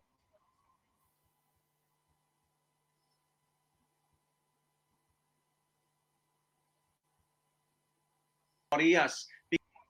Oh, my Mycroft then. Chet Sandu, an injection. Don't forget to type that later. I've got it on the other window waiting to watch. Have you seen that injection guy? I've only seen the Chet Sandu when he done it with Sean Atwood, but I'm going to watch that injection one straight after this. Have you ever seen all about injection? No. I think he's an alright guy. Like he reckons he were a big time criminal and now he's like proper against drugs and that, innit? Like his first video that went viral were he had this like, I don't know, about a 20-year-old Asian in his car. This injection guy's you know, he's one of them is it Sher Punjab? Oh right, yeah. He's one of them, and he's got this little Asian guy in car, and he's like, "Are you selling drugs round here? I'll bring people to your house. He's selling drugs to my..." Like, I don't think he's on YouTube anymore, but like, you probably put it on that lad in it, and that lad's just like, "Oh yeah, don't worry, I won't sell drugs." There's some other shit. Definitely having a look at that after this. He's all right. That injection man. He's Where's he from? I think he's from Birmingham. Birmingham. I think. Don't hold me to that. But yeah, he does some on that KRN TV as well. He's on there sometimes. He's an alright guy. I'll definitely watch that as soon as this is done. But let me tell you what, the argument between Sheer Injection and Chet Sandu was dark, man. Well, not dark, but dirty. Ugh. Horrible. That's what I mean. I don't think Darren's aware of it. Because he's never really experienced the life that we have. Although he's been to prison in America and got the back ripped out of him by some homo, he's not lived the life that we have. So when I'm having interviews with these people, I can relate differently, question them differently, and open them up differently. My interviewing skills with that type of people is 100% better than boring whole, and he knows it. So we do one, we do two, but behind the scenes, he's shifting goalposts. He's building me up. I'm getting ready. Then 5 minutes before the live, oh, it's not happening. And he was doing that regular. So I was getting a bit pissed off behind the scenes already. But I weren't showing it to use because I knew what he was trying to do. He was trying to wind me up so I go a little bit mad and have an outburst. Not this time, baldy balls. Do you understand what I'm saying? So we go interview, and I'm getting pissed off already, you know. And he's told me not to engage with Decca. So I engage with Decca out the blue.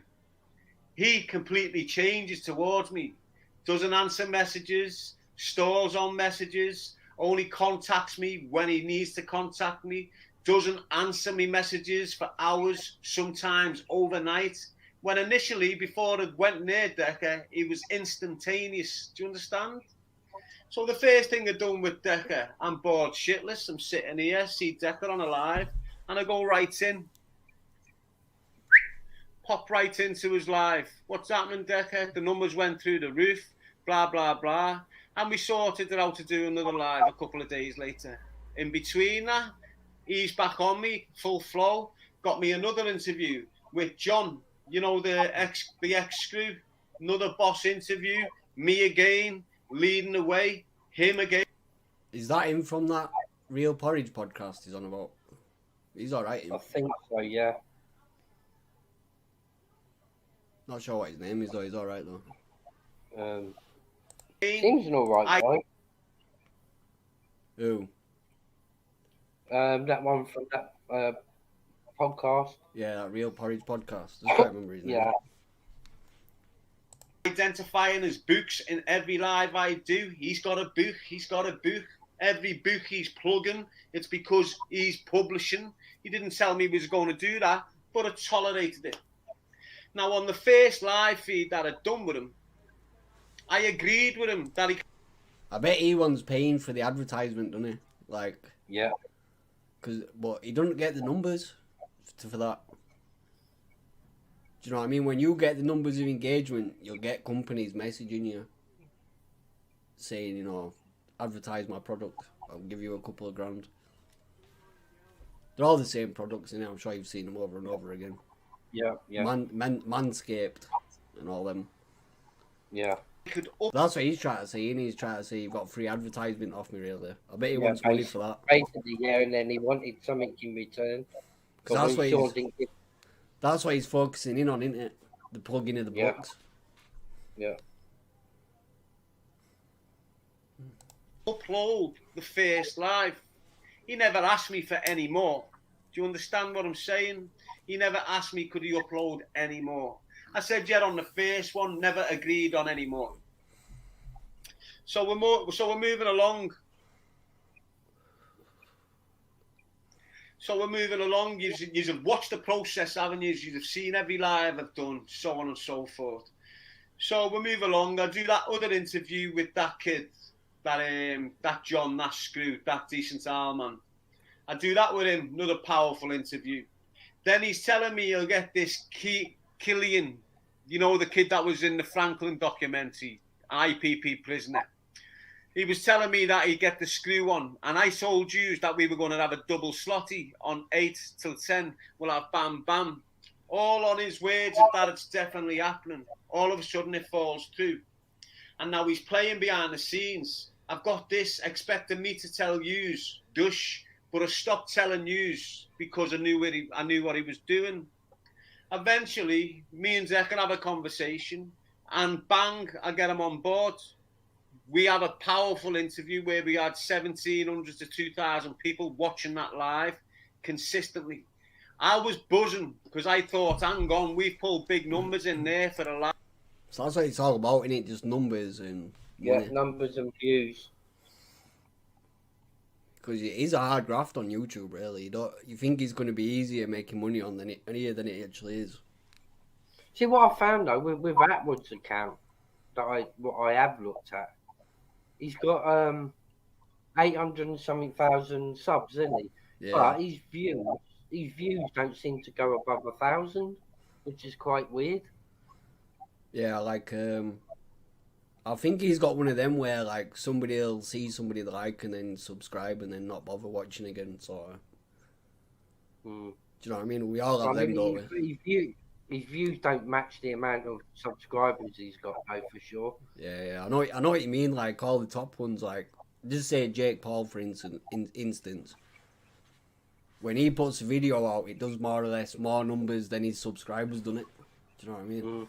I mean, there's a couple of channels I've watched, like camper vanning and stuff. They've got like 100,000 subs, and they're getting like 40 to 50,000 views. Whereas Attwood should balance out kind of the same. I mean, with 800,000 subscribers, I'd expect a minimum of at least 100k views. Yeah, within a couple of days as well, it should be like that, shouldn't it? Do you know what I mean? Yeah, or even a week or 2 weeks. But even after a year, he's still not getting them views that match like the amount of subs he's got. It's weird. But you know, there's a tactic that other, you know, like if you don't like somebody on YouTube and say you don't want to strike them, yeah, you can do a thing called a bot strike where, like, you can buy. Say I had a problem with you and I'll buy 50,000 subs for your channel, yeah. And it'll come up on your channel that you've got all these dodgy subscribers, so then you'll get a strike for it or even shut down for a fraudulent channel. But I don't think it's that because it's still up. So. I mean, me and Ronan spoke about this, about our channels, because since I've been covering the grooming gangs and since me mate Ronan I've been covering subjects to do with Northern Ireland, where he's from, we would get like 2k views and like 500 likes. And overnight, we'll go down to 100 likes and like 800 views. So we thought people were sending bots to our channel. Yeah. That could be suspicious activity, isn't it? But we worked it out. I went through to YouTube and I got them to do an analysis of my channel. And like my channel is partially shadow banned because of covering the grooming gangs, which is weird. Oh, well, it's YouTube though, innit? It's like they want advertising friendly content. Do you get me? So like if you're going to talk about that, they can't put ads on it, so they're not necessarily going to put you in the algorithm for that. Do you know what I mean? But I did find out there was somebody that I think they put about 200 subs onto my channel, which was bots and not real people. And when YouTube enlightened me to that, I said to YouTube, I said, get rid of it. You know, I don't want bots on my channel. I want genuine human beings, you know, that are going to watch my content, you know, not just like for the numbers to go up.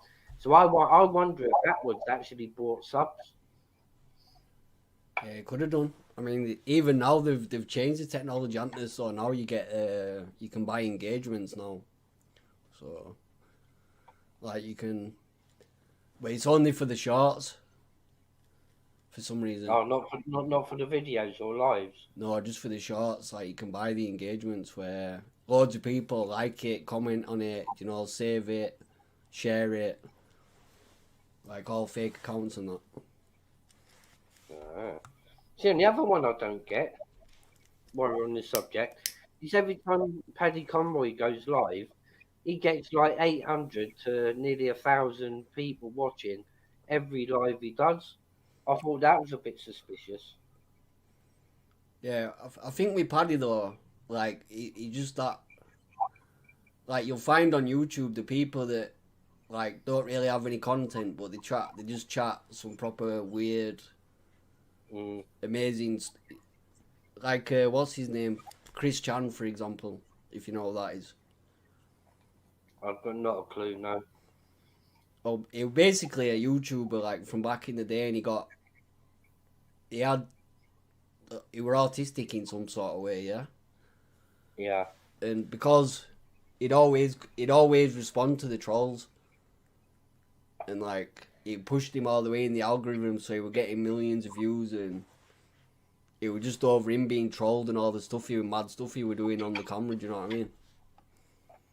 See, maybe that's what they're wanting. Maybe Darren wants to stay in the algorithm along with Dirty Decker, as long as Attwood. I wonder if it's just a show for that reason. Yeah, it could be. That's if you haven't got anything decent to say, just say some mad stuff and you attract attention that way, don't you? Mm. Because Paddy does come out with some whoppers, doesn't he? So Fucking hell. So, say the worst thing he could have said was he knows where bodies are buried. Fucking hell, whoever believes that need their head testing. yeah, I know he says some mad shit, doesn't he?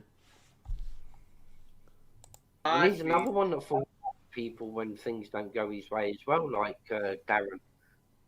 I think with Paddy though, he's just old and off his rocker, and nobody's really bothered because of his age, if that makes sense. Mm. And he's lived off his brother's reputation, but Pinocchio G, fucking hell. Mm. Same, yeah, it's same sort of thing, innit?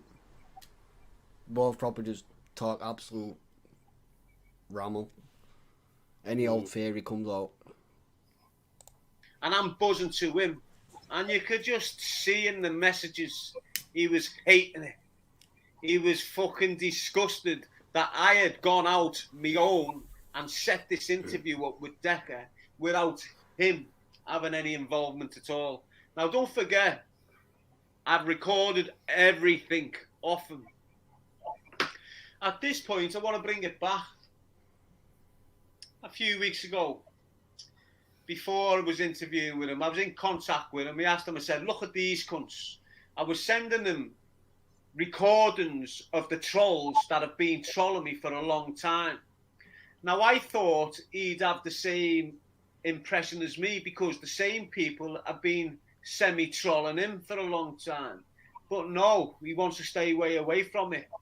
And I showed him a small clip of Expo saying the first video he'd done was to target me over me giving One-Eyed Monster shit. I was giving One-Eyed Monster shit because he gave a platform to Snitchy Bumberclart, and there was all intention there to destroy me with them false allegations from a little dying drug dealer that didn't even know me. I've showed him all this. I've given him all that. He knows exactly the situation that I have had with them trolls and how they have trolled me and everyone around me for a couple of years. He knew about Expo. So I'm sat there with the knowledge, because I've got access to this video where him, Jenny Boot, and MMA Paul Kelly, you've all heard me speaking about him for a very long, long time, okay? Now he's rubbing shoulders with these individuals, screaming. The video I just sent him weeks before that we'd had a discussion about, he's now a few weeks later promoting him by screaming his name across multiple YouTube sites.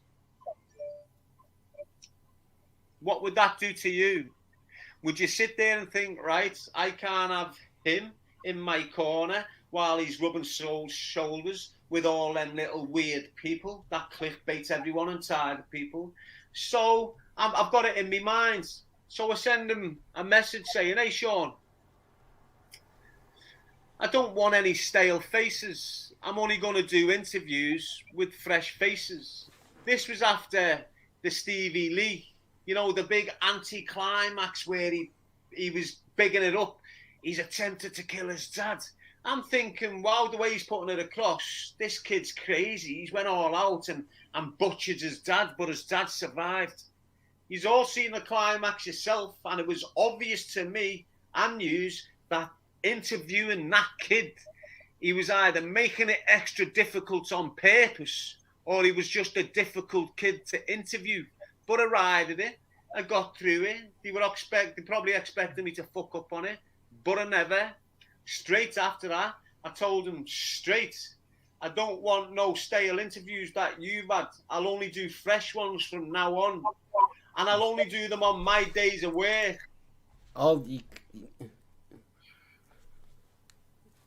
He's better having fresh ones, but if he wants building, he needs people that have already been on to other ones, doesn't he? That have got platforms. So what he's better off doing is getting people on that's never interviewed on YouTube whatsoever. That's what I've started looking at now. yeah, that's what you want, man. Some fresh stuff in it, not just the same old interviews over and over again, innit? Yeah, Once you've seen it you've seen it on all channels, basically. true. Monday, Wednesday, Friday, and Saturday and Sunday. That's the way it goes, and that's the way he was. That's the way he started behaving towards me. You know what I mean? So I sat there overnight. I conferred with a person that I confer with all the time, and I always confer with her because it's only me little, you know, it's my way of releasing some shit. And thankfully, she's willing to take some shit off me while I'm releasing this shit instead of coming out here and making a complete fucking cunt of myself.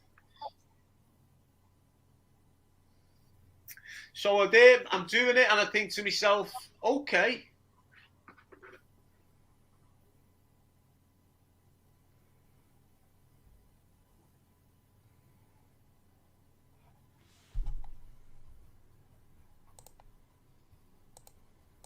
Like the way it did, considering everything he'd done to me since 2018, disappearing away from me book, abusing me for the podcast, dropping me out, and then consistently when I was going viral, popping back in, knowing I needed whatever. It is what it is. He's a classic manipulator. He's done it for the majority of his life. So here's what it is. After considering what's been going on between my content that you're a part of and the fact I'm not receiving anything on the back of it the way you are, although you have asked me to put one of our joint streams on your live and not ask me about the rest, which again is in no way beneficial to me and my life, I'm going to ask you to remove all my content off your platform. The way I see it, there is only one person who benefits from my presence on my streams, and that's you. So I ask you to delete the content. I think we all benefit going on each other's stuff, and Yeah. you know, like that's how you get further on YouTube, innit? It's like I mean, it helps each other, you know, and that's how we're supposed to grow on YouTube, you know, by helping one another in that instance. yeah, in the even in the like the creators side of YouTube, it What says to you, DARRENGEE's doesn't it? saying, it's all selfishness. Yeah, it's just Yep. Darren's just selfish. do you know the way he's going, he's gonna just like it'll be good for another year or two maybe, and then it'll just phase out and nobody will be bothered again. Or he'll lose another channel. Yeah, he's got it going good now, where he should keep going with it and not that I'm a YouTube expert, but if you're always gonna fall out with people, then everybody's just gonna get bored, aren't they? And I mean, he keeps telling Decca the advice, like, oh, don't get involved with the troll, don't answer back to him, don't review him. But yet he sat there doing exactly the same himself. Mm. You know, you got to lead by example sometimes. Yeah, like it's just the opposite, innit? Coming on here and making a full live stream, slagging Sean off. It's just like what he's saying, innit? Not responding, and he's doing like a whole thing responding instead of a little 2-minute video or something. From your channel.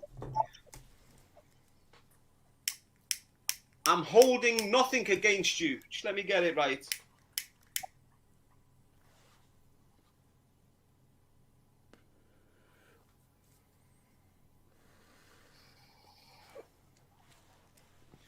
Yeah?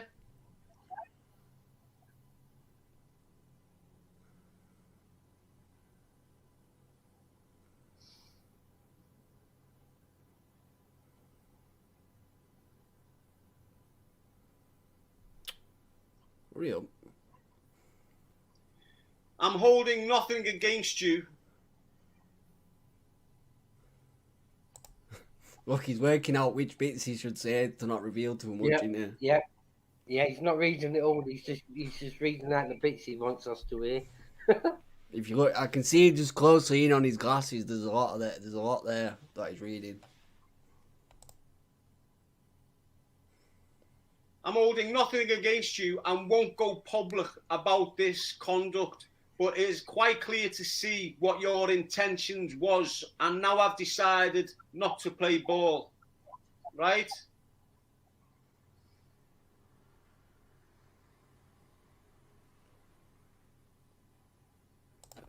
You still there, Rob? Yeah. You munged out as Yeah, well. The punch clock says big up right here. Oh, is he there? Yeah, yeah. Let's see the chat. Got the chat on. Still hear myself echoing.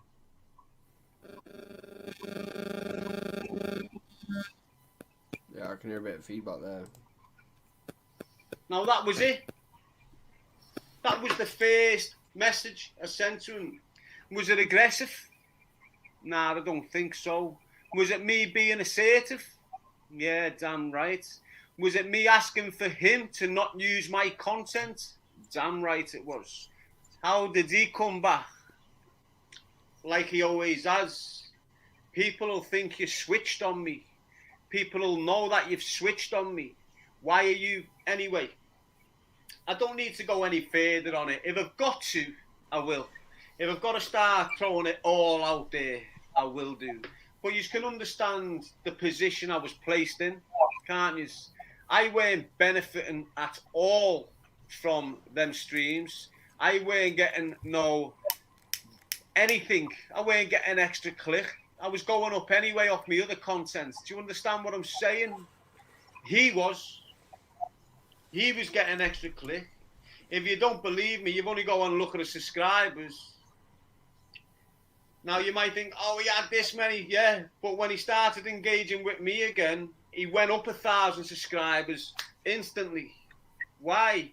Because he was licking the bum off my subscribers, and I was encouraging my subscribers to jump over. Do you understand? Is he on about Sean there? Yeah. Basically, he's saying that Sean's got subscribers off him. The same as what Decker said. Well, everybody's got subscribers off my back. Yeah. I don't know why you could say that when Sean's had the most all along, really, hasn't he? Still obviously debatable if they're fake or not, but... So in my eyes... He seems to think he's important, DECCAHEGGIE, but he ain't really that important. I don't know. You know what it is? I don't think there's one person off YouTube that's important, really. Like... And it seems like Darren won't do anything unless there's a game for him as well. Yeah, well, that's his, that's his criminal mentality, isn't it? See, whereas I'd put your link, say, on one of my lives, you know, so my viewers can come over and see your content. You know, I'm not going to fall out with you or say to you, oh, I need this in return, because it's helping each other to grow. And that's what YouTube was made for. But Darren seems to think if you don't get anything in return, then it always has to be a game for Darren, as opposed to like helping somebody without having to think about gaining anything back. Yeah, he's like that. So I mean, that's his criminal mind still, where you don't help no one for free in that world. Do you know what I mean? That's how he sees it, really. He's bought it onto YouTube. It won't work for him.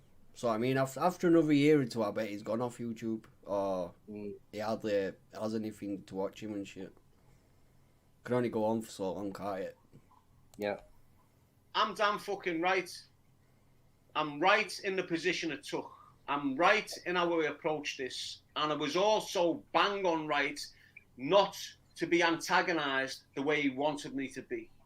Not to come out ranting and raving. Don't get it twisted.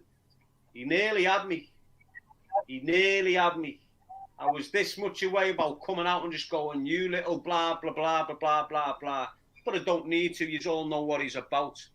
And for yous that's been around me for a long, long time, you will have seen every time he pops into my life, he derails my flow and then carries on down his own little road. Now, it is obvious he's a part of some sort of secret society.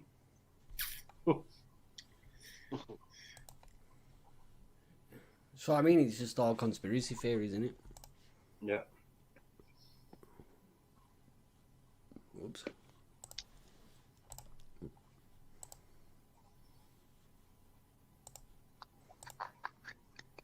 So there you go.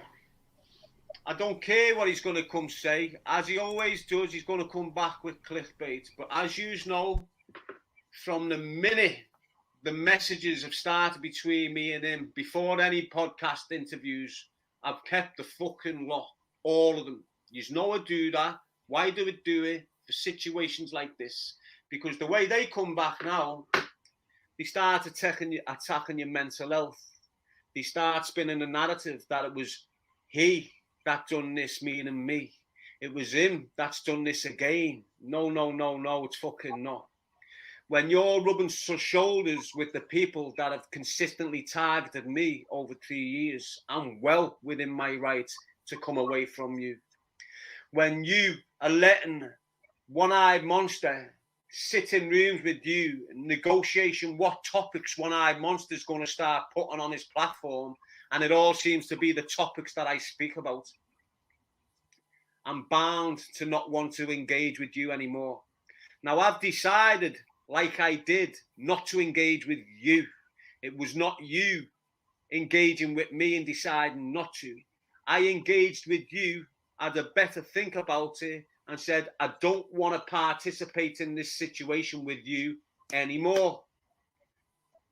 On that first message, you see me 3 times asking for him to take my live content off his platform that he has put up over the last 3 or 4 weeks. He starts me. It's funny how he goes on. It's sure, you know what he is. He thinks people are fucking stupid because he's got an education. It sounds like Darren thinks he thinks everyone's stupid and he knows everything. Yeah. Fool. He thinks people off the streets like myself are fucking stupid because his parents are posh and rich and he used to be this and he used to be that. When in reality, he's just a manipulative, coercive, horrible, slimy, devious individual. And there's a lot of people with that opinion already. I'm not trying to persuade anyone. To misjudge him. There is a large population on YouTube that understand how much he manipulates individuals, how much he uses and abuses them, then lets them suffer afterwards. How powerful he is when he can spin a narrative about a young girl that's been through sex grooming, sex exploitation, when he's got that young girl sectioned on the back of what he was doing to her. Oh, tried to jump off the balcony. Oh, I had to save her off the balcony and the police came and it was commotion. You deliberately got her sectioned and she has not recovered since.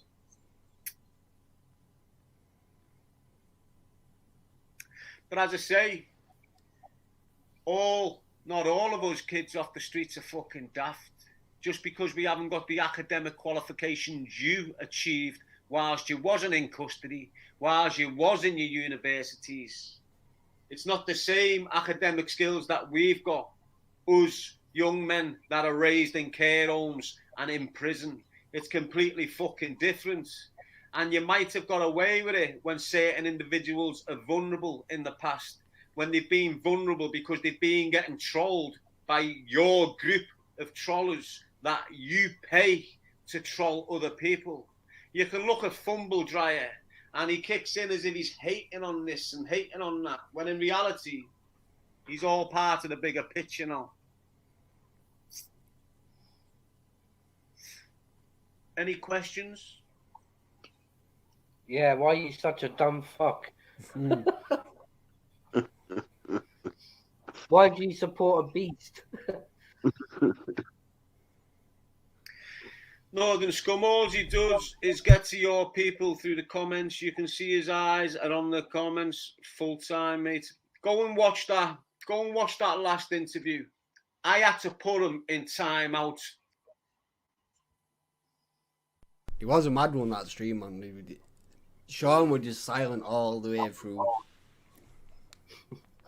You could just see him arguing with everyone. I wasn't paying attention to what he was saying, but... Plenty of questions for you, Pinocchio G. Did anyone see that video of Sean Atwood and that Michael Francesi at Dave Courtney's house? No. Where is it? On Sean's channel? They deleted it after about a day. Good thing I watched it when it went up, innit? I wanted to make a video of it, but like it was just so bad. Like, you know that Michael Francesi? You could see that he wasn't comfortable being in Dave Courtney's house. For obvious reasons. The guy's saying on camera, he's like, whatever's going on in that back room, some madness. I'm not even going to talk about it on here. No, that's his dungeon, isn't it? Yeah. They deleted all that stream. I wish I'd have saved it. It was so cringy and awkward. That's Sean Atwood's hiding something as well, I'm telling you. He's got something dirty or seedy in his past. Yeah, it probably does, man. I mean, that's what I was going to say earlier, that... have you heard of that Glamorazzi Awards? No. It's basically for, like... it's mainly to do with porno, basically. Do you know, like... A bit like the Grammys, but in the porn world. Well, in the seedy side of the porn world, you know, like bondage and... Like, I had a look at it before. I've never heard of this. And I went on the main website. Someone told me in one of the comments, said have a look at it. And, like, it had, like, you know, different categories for who's getting awards and who's up to be nominated for these awards. And they're all, like, UK's top mistress and... the top dungeons and all that sort of stuff for awards, and then there were the UK's top sex podcasters, and in that category with Jen and Sean, we're like two other people that talk about sex toys and shit. And It's like, why would you be in that award when you're a crime podcaster? Well, exactly. That's a seedy, dirty side that he's hiding, innit? Well, it's not hiding it, is it? Doing it a public thing like that. But I just didn't get why in the sex podcasters he was in there for true crime and stuff. Him and Jen were in that category for being true crime podcasters. But why was it in that category? Weird. And why were they the only podcasters that were on it? Maybe Darren went in that dungeon a couple of times with Sean and Jen. Probably got their own dungeon or some shit. See, that's why he's got in line with Decca now, because he's trying to get Decca in on it now. Sat there with a little smirk on his face. Hasn't opened his mouth, never tried to open his mouth. Oh, yeah, he did once. You know, when there was a part of a story that was going in the book that he was publishing, he jumped in and highlighted it. Do you understand? He was plugging the life out of the feeds with the books that he's publishing. The majority of the interviews that he was getting me to interview, they were all people that was getting books published by him. It is what it is. He was using me. I recognised it soon as I got on it, that he was rubbing shoulders with dirty rats that fucking have targeted me for time. When I noticed that he's continuously communicating with one-eyed monster behind the scenes, I just thought, I need to do this mature. I need to not rant and rave and scream and shout and blah, blah. I need to tell him straight, this is why I am not engaging with you no more. This is why I want my content off your platform. Okay, I agreed to the first one. That's fine. Leave that up. But the rest that you've put up and the ones that you've got waiting to put up in the next couple of nights, Do not do it. And he turned nasty. I bet it's because he's got a load of little clips on it. The podcast, that's what he does. Yeah. He won't have been happy that he's put all that work in and paid all his editors and now he don't want to do it. I don't know what Yeah. dickheads made us split up again. I said, it's to do it, no dickhead. This is me recognising that you're using me again. You're manipulating me again. I don't want nothing to do with you. Don't start getting angry. Don't start blowing this out of proportion. Just delete me content and blah, blah, blah. It hasn't benefited me. What do you mean? I told you how to stretch StreamYard up and help people. That's helped you, lah. Oh, okay. Fan-fucking-tastic. Thanks for that, Sean. I appreciate that. But it doesn't get away from the fact that you have been rubbing shoulders with certain people that have tried to destroy me continuously over the last couple of years. Now, as I said before, people, look, I've grown, I've matured through this process. I know how to react to certain individuals now in this process. I'm not coming out emotionally charged and a little bit disturbed off what's gone on. I took it on the chin. I approached it like the man I am. I told him how it was without being aggressive or without becoming violent. He tried his best to provoke that outcome so he can use the messages, I suppose. But the bottom line is, I've just told you the truth. I never give you the whole conversation in the messages because, to be honest, he's quite fucking ridiculous.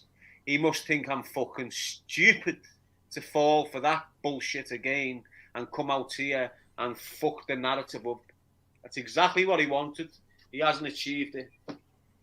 I've come on here now and I've just told you about what I'm saying. I've just told you everything that's gone on. I could have went deeper. I could have went well deeper. I could have went from 218 and went deep into his relationship with the rent boy Cody Lackey. You know, they've been banging each other for fucking years. I could have went deep on that. I could have started. Did you just say Sean and that guy have been banging? He comes out with some crude shit, man. Elaborating on the Billy Moore and the Attwood situation, where they have participated in their little homosexuality endeavours. I could have went all out, really, and completely fucking, you know, got myself defamated, because he's probably sat there now wanting to try and defamate me, okay? As I said before, I can copyright 3 of his videos tonight and have them shut down like that. But that's not me. I don't move like that. I've got my own flow. I always have. The core of what I'm doing has always been choose a life. Yeah, on the beach. So I wonder if he set Sean up for that. Say that again, Steve. I wonder if he set Sean up for that, so that he knew that he's going to have them 3 strikes hanging over him and he can use that against him. Yeah, probably is. In Darren's mind, everything's a big game, innit? So he's a little paranoid game of chess. UK, do you understand what I'm saying? So it is what it is. People got no reason to lie. As I said, I could have went deep. I could have like took 10 steps back and started ranting and raving, screaming and shouting, but I haven't. I've kept it real, kept it mature, understand the position I'm in, understand where I'm going, understand the pull I've got, and how powerful my words are. Choose a life, not a knife, UK. I'm not going to let them shower of cunts have me behaving the way they expected me to behave this time round. I turned it on its fucking head. He couldn't handle it because I was speaking to him. I was telling him, why are you acting like a strange person here? I'm not acting strange or weird, so why? And he was getting insulted, and then started coming back with dickhead shouting, dickheads, and you're going to have my guests thinking I'm a dickhead, and my guests are going to be upset. I said to him, hang on, fuck your guests. I'm upset. It's impacting on my mental health. It's making me feel unwell. The fact that you're not doing what I'm asking you to do. You know, it just summed it all up there, hasn't it? Yeah. There he is. He's just said it there for. You know, he's asking him to do something. He's not doing it, so he's spitting his dummy out. Yeah, definitely. I wonder what he's asked him to do. Mm.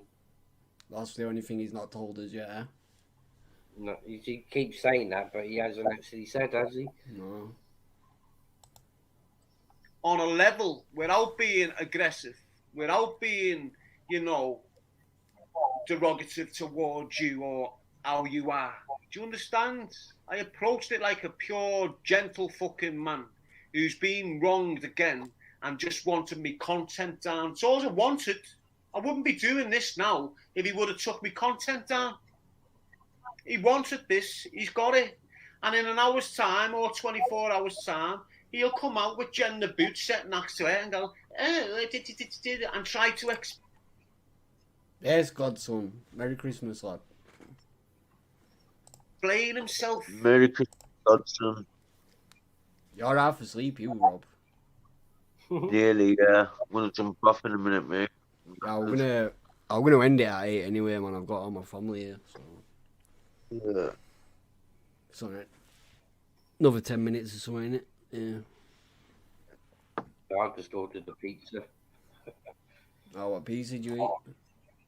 Hot and spicy. Has to be hot and spicy. Oh, yeah, man. Hot. I like spicy food, me, man. It's good. It's going to be bullshit, okay? But anyway, this is my show. I've just explained what happened to him. I've been going on about 45 minutes about the situation. I hope you've heard enough. I'm not trying to spin no narrative. It is what it is. That's what happened. I can back it up. You have seen most of it yourselves, you know. I put it out there, okay?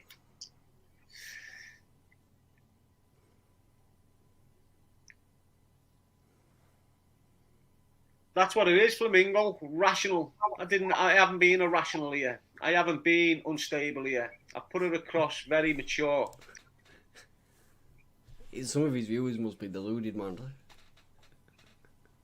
Gotta be to listen to that crap coming out of his mouth. It's totally irrational. He's doing the complete opposite of what he's saying. Suppose that's the thing. We're live streaming all the time, like. You know, I think it's not a medical term yet, but it will be, and it's called terminally online, where you're just live streaming all the time, and like reality and YouTube are like blurred together, kind of. They get reality mixed up with online. Yeah, and anything they say don't register with them, and anyone that's got any criticisms, you know, you're automatically a troll because you're not saying nice things about me. And so the thing is, he ain't going to come out of this one too well, Pinocchio G, because of his alignment with Decca now. I mean, that's not going to have a good ending. No, definitely not. I can see now they're going to fall out, him and Decca. I don't know why it'll be over, but it'll be over somewhere. And then he'll be left on his own again, and then he'll suck up to Attwood's arse again, fall for that again. Then there'll be another video like this one where he's criticising Attwood for using him. Fucking, he's deluded. Yeah, he is. So I mean, all reality just slips away from you when you do live streams like this guy does. And then he's giving Decca advice saying, ignore the trolls, don't answer back to him, don't acknowledge him. You know, but this is exactly the opposite of the advice he gave Decca, is what he's doing. He always does the opposite of what he says. And I've done exactly the same to him. I didn't switch on him. I didn't start threatening. I didn't start being aggressive for this or that or that. Although he was trying his hardest to get me to react in that way. As I said before, when you reach a certain level of consciousness, when you go through the process that I've gone through, you become aware of all these little slippery sods who try and trip you up along the way. And at times you make mistakes. Because as you heard me say loads of times, I always give people the benefit of the doubt. I always give people the benefit of my doubts. Perhaps I shouldn't because of my experiences. But why should I let my future opinions and thinking about different individuals be damaged by the way these weird individuals have treated me? So I always give people the benefit of the doubt, people. Unfortunately, with him, I've done it continuously, and every time I've been banned for doing so. This time round, there will definitely no engagement with him moving forward. He's still put me stuff up on his platform, even though I've all day yesterday, even today, I've even went on to his live feeds and said, Sean, please take my content down. And he's ignoring them and getting his moderators to block me comments and remove me from the live feed. Do you understand what I'm saying? He has deleted all his stuff though, so there's like one video I can see here. Maybe he was a bit worried in case Darren was going to strike him 3 times. Yeah, he definitely would, wouldn't he? Doesn't seem to bother And then him. Darren said he don't use that against people or threaten people, but basically with what he said there, you know, that he's got 3 videos he can strike and take down. Well, that's a threat, isn't it? Yeah, and he's blackmailing, really, innit? Like, don't do what as I say and I'm going to cause you issues. You have really spat your dummy out this time, but Pinocchio G, I blame yourself if I was you, because you're the fool and the idiot that keeps running back to his arse, licking it. So you ask for all you get, really. Yeah, he's a clown. Still, he entertains me though, so... Entertainment for us, I suppose. Yeah, he's always got something good to say for me to talk about. So, but even you know the weird thing is sometimes he does say like talk about some decent things, like you know that Tommy Cashman, who's like he knows him in depth, doesn't he? So like listening to him here, that's all right. He needs to take a bit of some advice he gives to others and incorporate it into his own life. Yeah, he's got a mouth, yeah, and you need a good mouth to keep talking and all, have these live streams going all the time like he does. But for as much as you want to carry on producing videos like this, but keep on producing reviews of them. That's what I mean. I hope he keeps going, but it is what it is, isn't it? Yeah.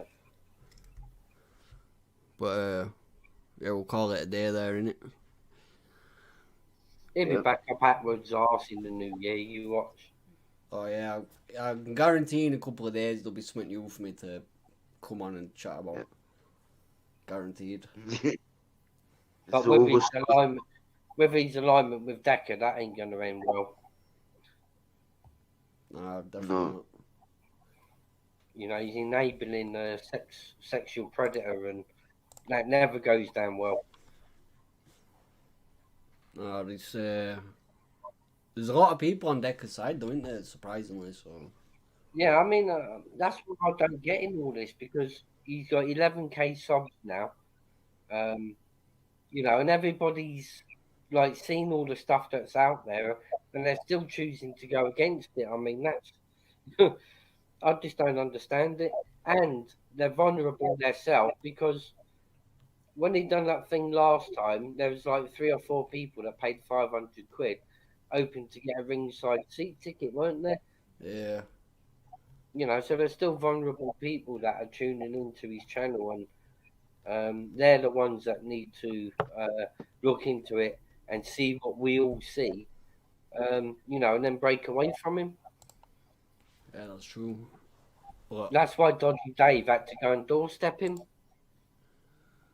But in a way, like, nothing anyone's ever done's ever stopped him, has it? So no, I mean that's the bad thing in all this. You know, no matter what people have tried or done, he's never deterred him away from that, and you know that I find is a bit of a danger, especially to females. Yeah, definitely. having anyone that, even just for the money side of wanting money off people, is still like, that's what I think everybody should focus on. Do you know what I mean? Not the accusations and the stuff that nobody can like fully prove and everybody believe that proof. Do you know what I mean? The stuff that he does online now, like wanting 50 quid for an hour's talk, like to me that's like a massive no. That's like cult like behaviour, innit? And he's all doing this law of attraction shit. Even when he done them lives, you know, that was all a setup as well, because during one of the lives he called that woman that was on there by her real name. Yeah. You know, and yeah, charging everyone $1.99 just to put a comment in. These people need to wake up and see exactly what's going on. Yeah, that's what I mean. I think if we can all focus on the money side of things to get it out into the bigger YouTubers, do you know what I mean? It'll get rid of him then. Yeah. So that's all it takes. You just need one of the top ones with millions to say something. I mean, I'm always going to be forever bringing an awareness. You know, every time he makes, you know, stuff like that, I'll always review that and I'll keep that to the forefront on my channel. Yeah, definitely. You know, but like we say, we need a couple of big channels, you know, that have got the viewers, you know, to get the content filtered that way. You know, and that'll just trickle out to a few more people. And even if it's 500 people that realise, you know, that's 500 less that can be scammed by him. Yeah, definitely. Even just one person really stopping it is like an achievement, isn't it? Definitely. I mean, people have asked me, do I think what Dodgy Dave done was right? And I said, yeah. You know, because you've got a certain percentage of people on YouTube, and then there's going to be a percentage of people, you know, that don't use YouTube. Back in a sec, guys. Yeah, man. So what are you doing for rest at night, Rob? I'm just gonna put telly on. You know, watching that. I watched that thingy last night. That the Glass Onion. Pretty good. What? Glass Onion. What's that on? Netflix. Have you ever seen Knives Out? Not in part of it, I think. It's basically Knives Out 2 in it, where it's like a different mystery this time. I thought it was pretty cool. I like them sort of things in it. Get it, lovely pizza. Check it out. And that, what else did I watch? The Bullet Train. That was pretty good. Brad Pitt's new film. Right, guys, I'm going to jump off and get expanding into this pizza, I think. Yeah, we are. Yeah, definitely. Cheers for letting me come on the panel, guys. Anytime. Add me on Instagram or something if you want. Easy to find on there. What's your Instagram? TroubleNet_1.0. While I'm here, I'll just quickly... I'm the only person with that name, so you'll find it. What was it? Respect everybody in the chat. TROUBLE_. So TroubleNet_. Oh, TroubleNet. Yeah, and then the underscore, and then 1.0. Oh, got you. Picture there of we God, go. I think. Yeah, man. Yeah, you have to follow me back. Well, cheers for the time, guys, and I'll jump on again when I'm free. No worries. Yeah, man, no worries. Okay, see you guys later. Alright, take it easy, man. Have a really good Christmas, guys, as well. Yeah, you too, lad. Catch you later. Peace. See you later. Right, Rob. Yeah. End of the night, pal. Yeah, I'm still there. Have a good... Yeah, man, Secret Blackburn. Happy Christmas. Yeah. Urban Jordan. Anyone that's there, respect. Happy Christmas. On the beach, big shout out to you for being the mod. Respect. And me. Rob, I don't like Rob. Everyone ignore Rob. No, but I'll end it now, yeah. Yeah, right, I'm jumping off. Alright, man. Take it easy, everyone. Yeah. See you later. See you later, Trouble. Respect Peace. everybody. Respect on the beach, man. Big shout. Good night. God bless.